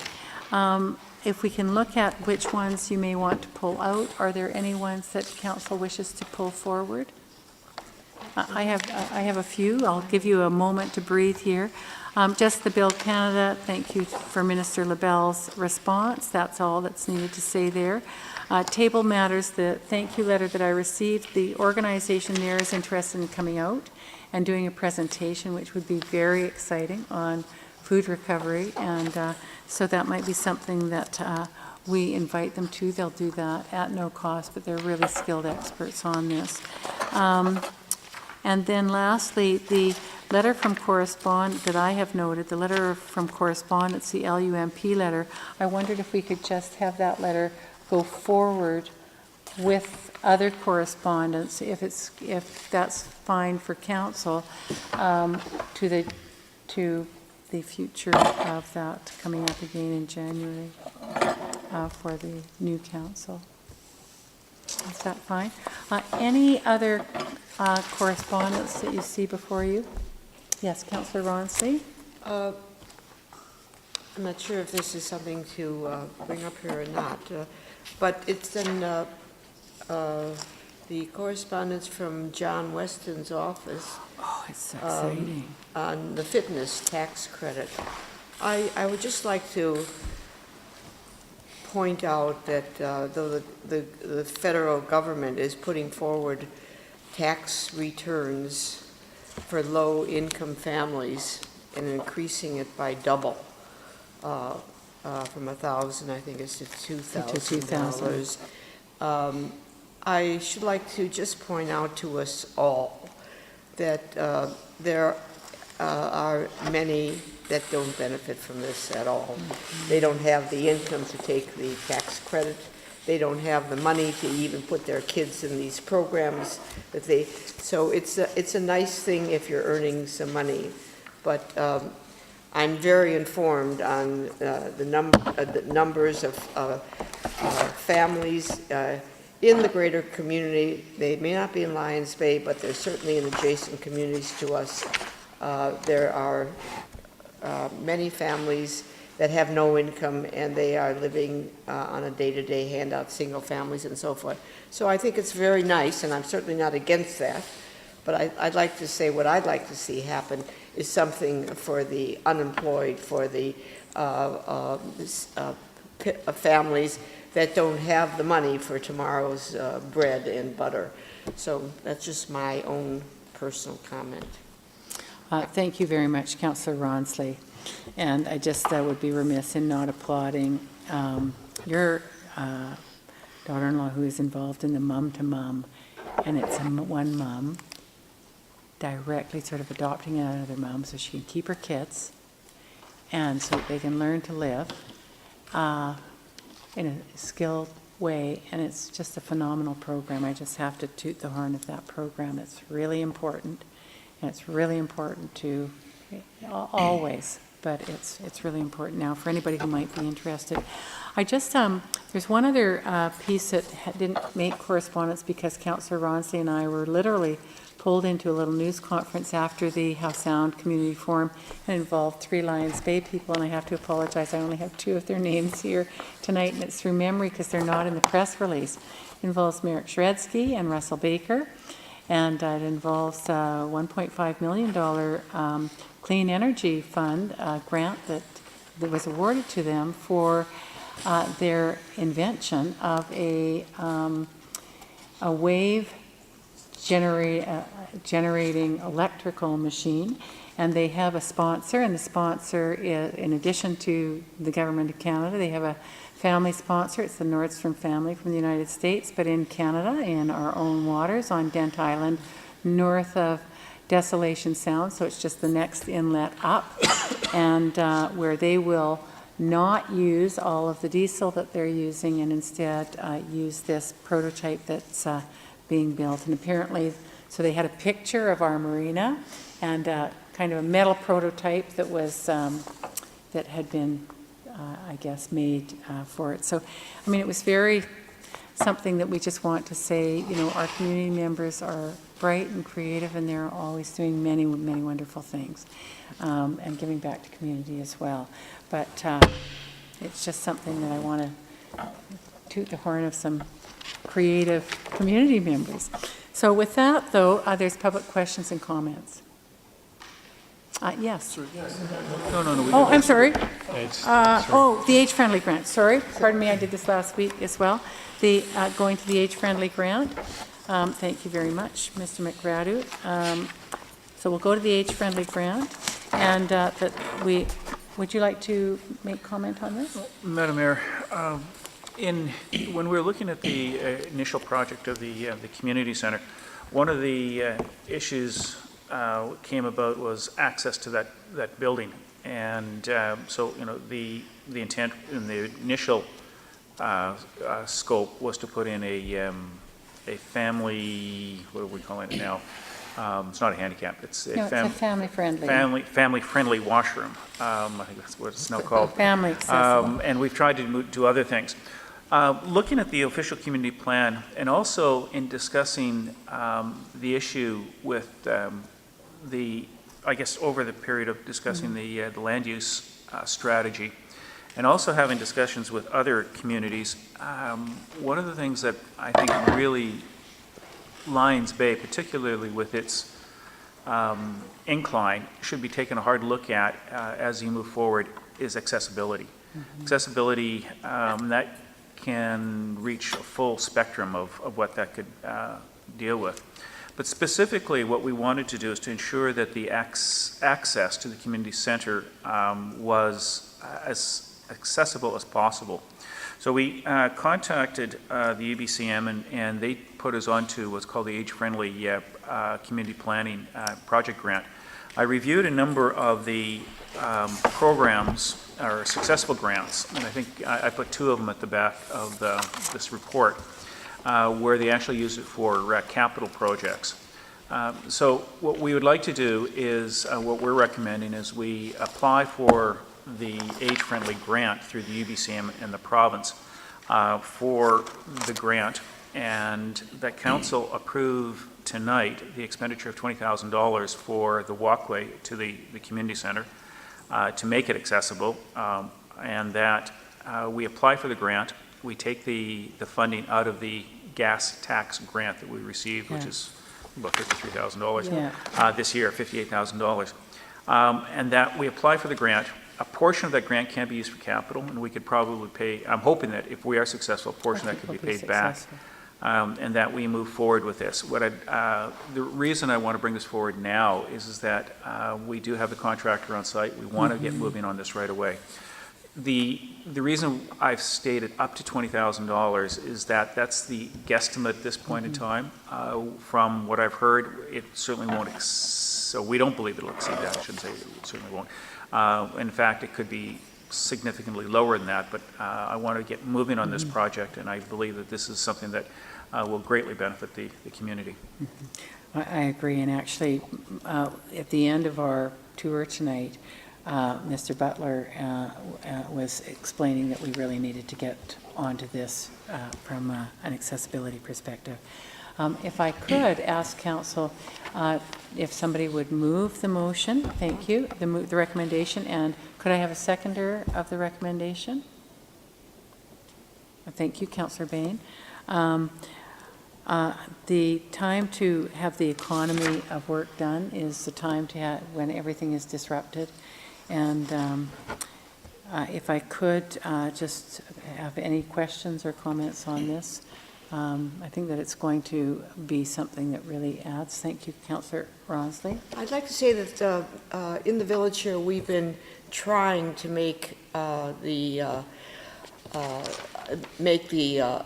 main area of the village accessible for, it seems like, I don't know, a couple years It now. went to the last. And we've had the community in on it, and everybody's keen to do it, and we've had drawings, and somehow or other it hasn't happened. Well, it's not only for the people who are aging, or as we all are doing, but it's also for youngsters with broken legs or what have you, and that they can get in and get out, and we are not accessible, and we've been talking about it for a very long time. So I know that a lot of us have worked on it. Some of us are sitting right here in the gallery, as a matter of fact, who have worked on it, and it's been a dream, and somehow it hasn't happened. And I think, yes, let's go for it. We're behind in that regard, and I think it has to be. You know. Okay, thank you very much. Councillor Bain? Question to Interim CEO McGrady.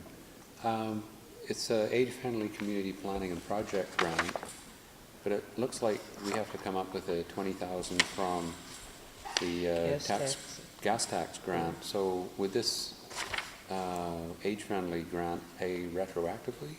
Through you, Madam Mayor, the understanding that we have is that we can apply for the grant. The grant, only a portion of that grant can be used for capital, and the remainder is for actual programming. And so, from what I understand, anyways, and speaking of the UBCM, yes, it can be, but it's for it's for a capital project.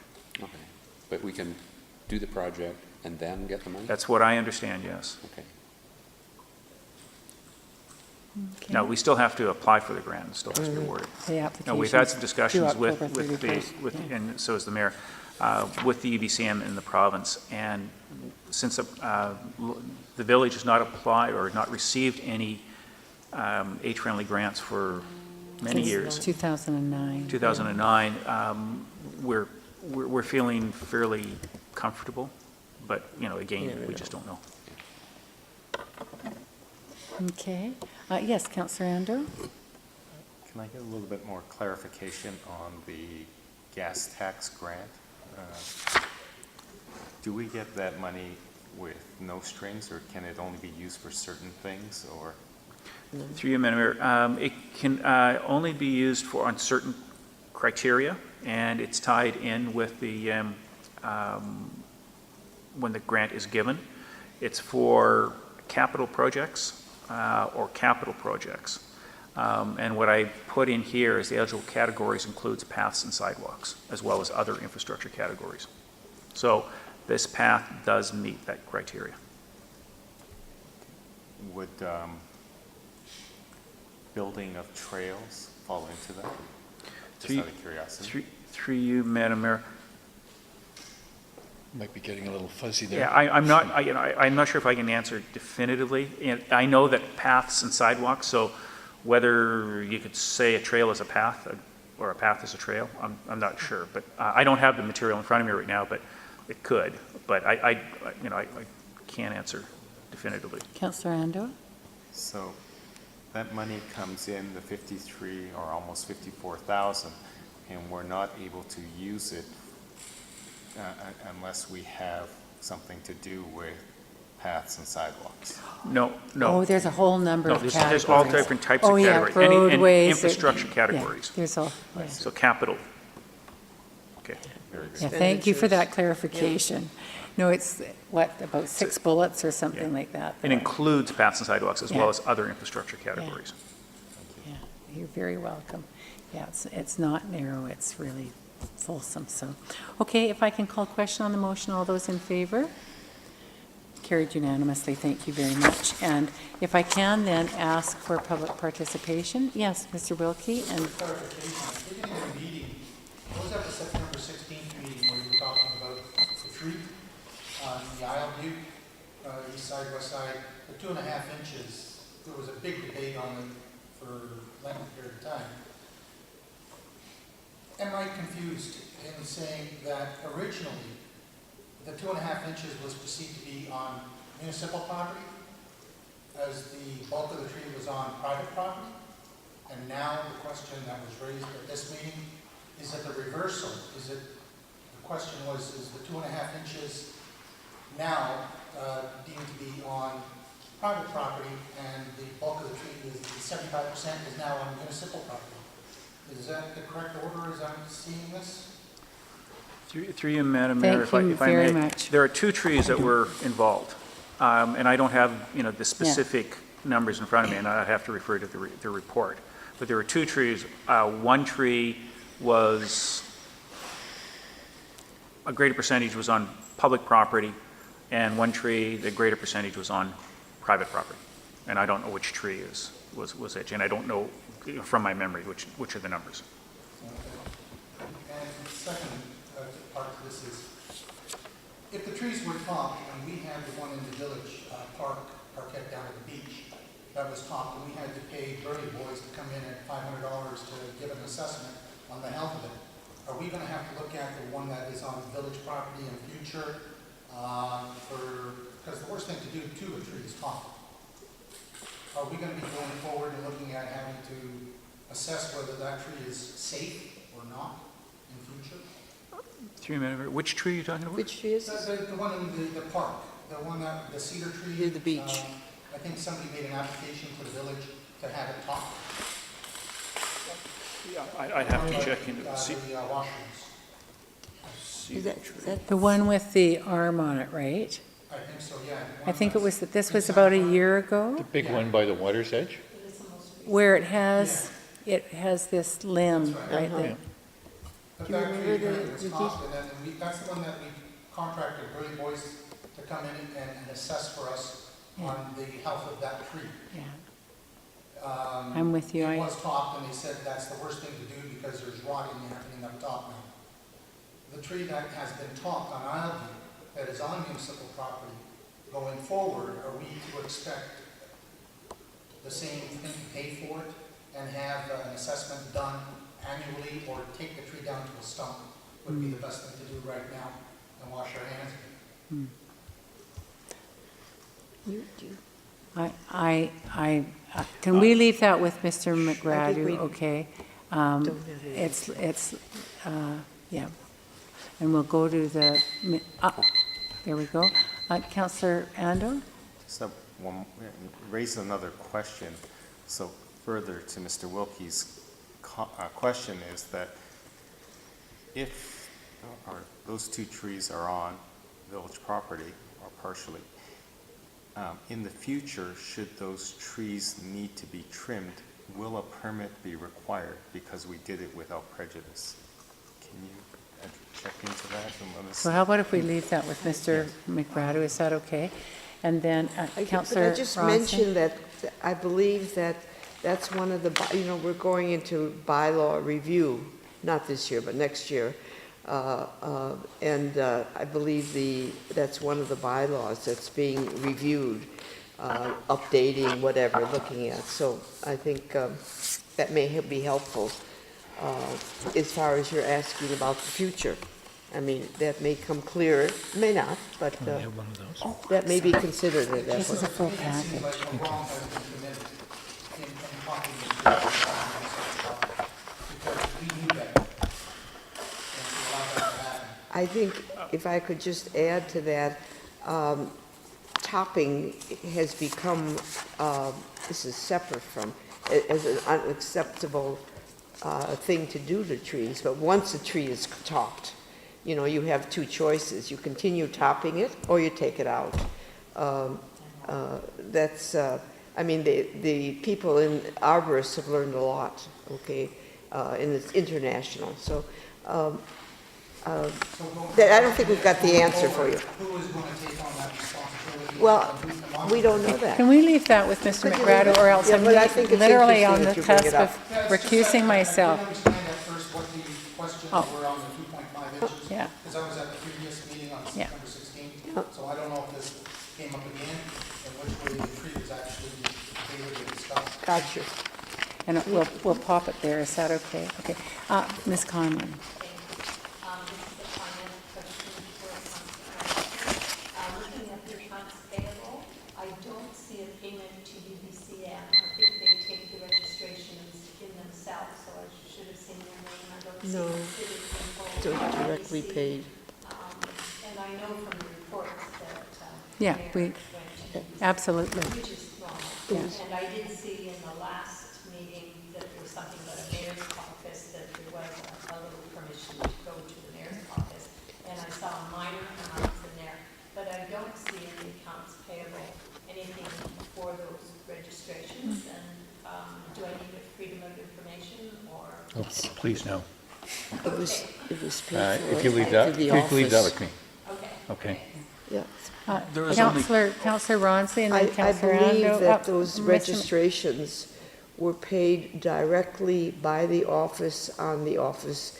I think I don't know. It did show up in accounts payable. It's on, yes, it is, I think it is. Councillor Ando?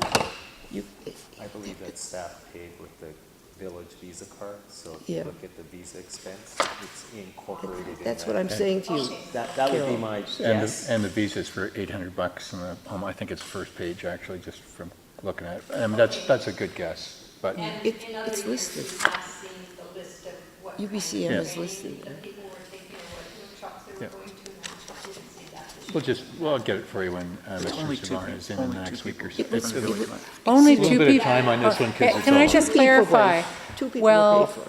Well, Councillor Ronsley and myself went full week, and we were paid for by the village. Mr. McGrady went independently. Yeah. So, I'll yes. take this one away. Okay. Thank you very much. Okay, with that, I'm going to just call question on the motion to move into camera. Be it resolved that the Village of Lions Bay Council does close the October 21st, 2014 regular council meeting to the public on the basis of matters to be considered under the following sections of the Community Charter.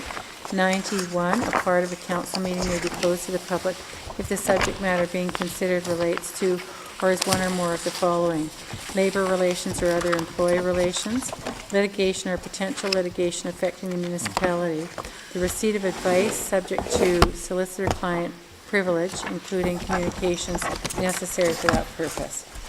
So if I can have, could I please have council member move? Could I have council please move and second? Councillor Ronsley, thank you. Councillor Bain, thank you very much. All those in favor? Carried unanimously. If we can then, thank you very much to our gallery this evening. Thank you for helping to set up. Oh, yeah, Yes, thank you very thanks. much. It's listed here.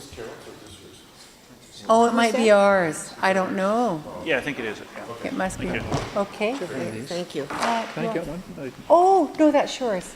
Well, this one, I thought this Oh, one. pardon me. I I'll get you see. another one. Thank you. You know what? I can give it to you right here.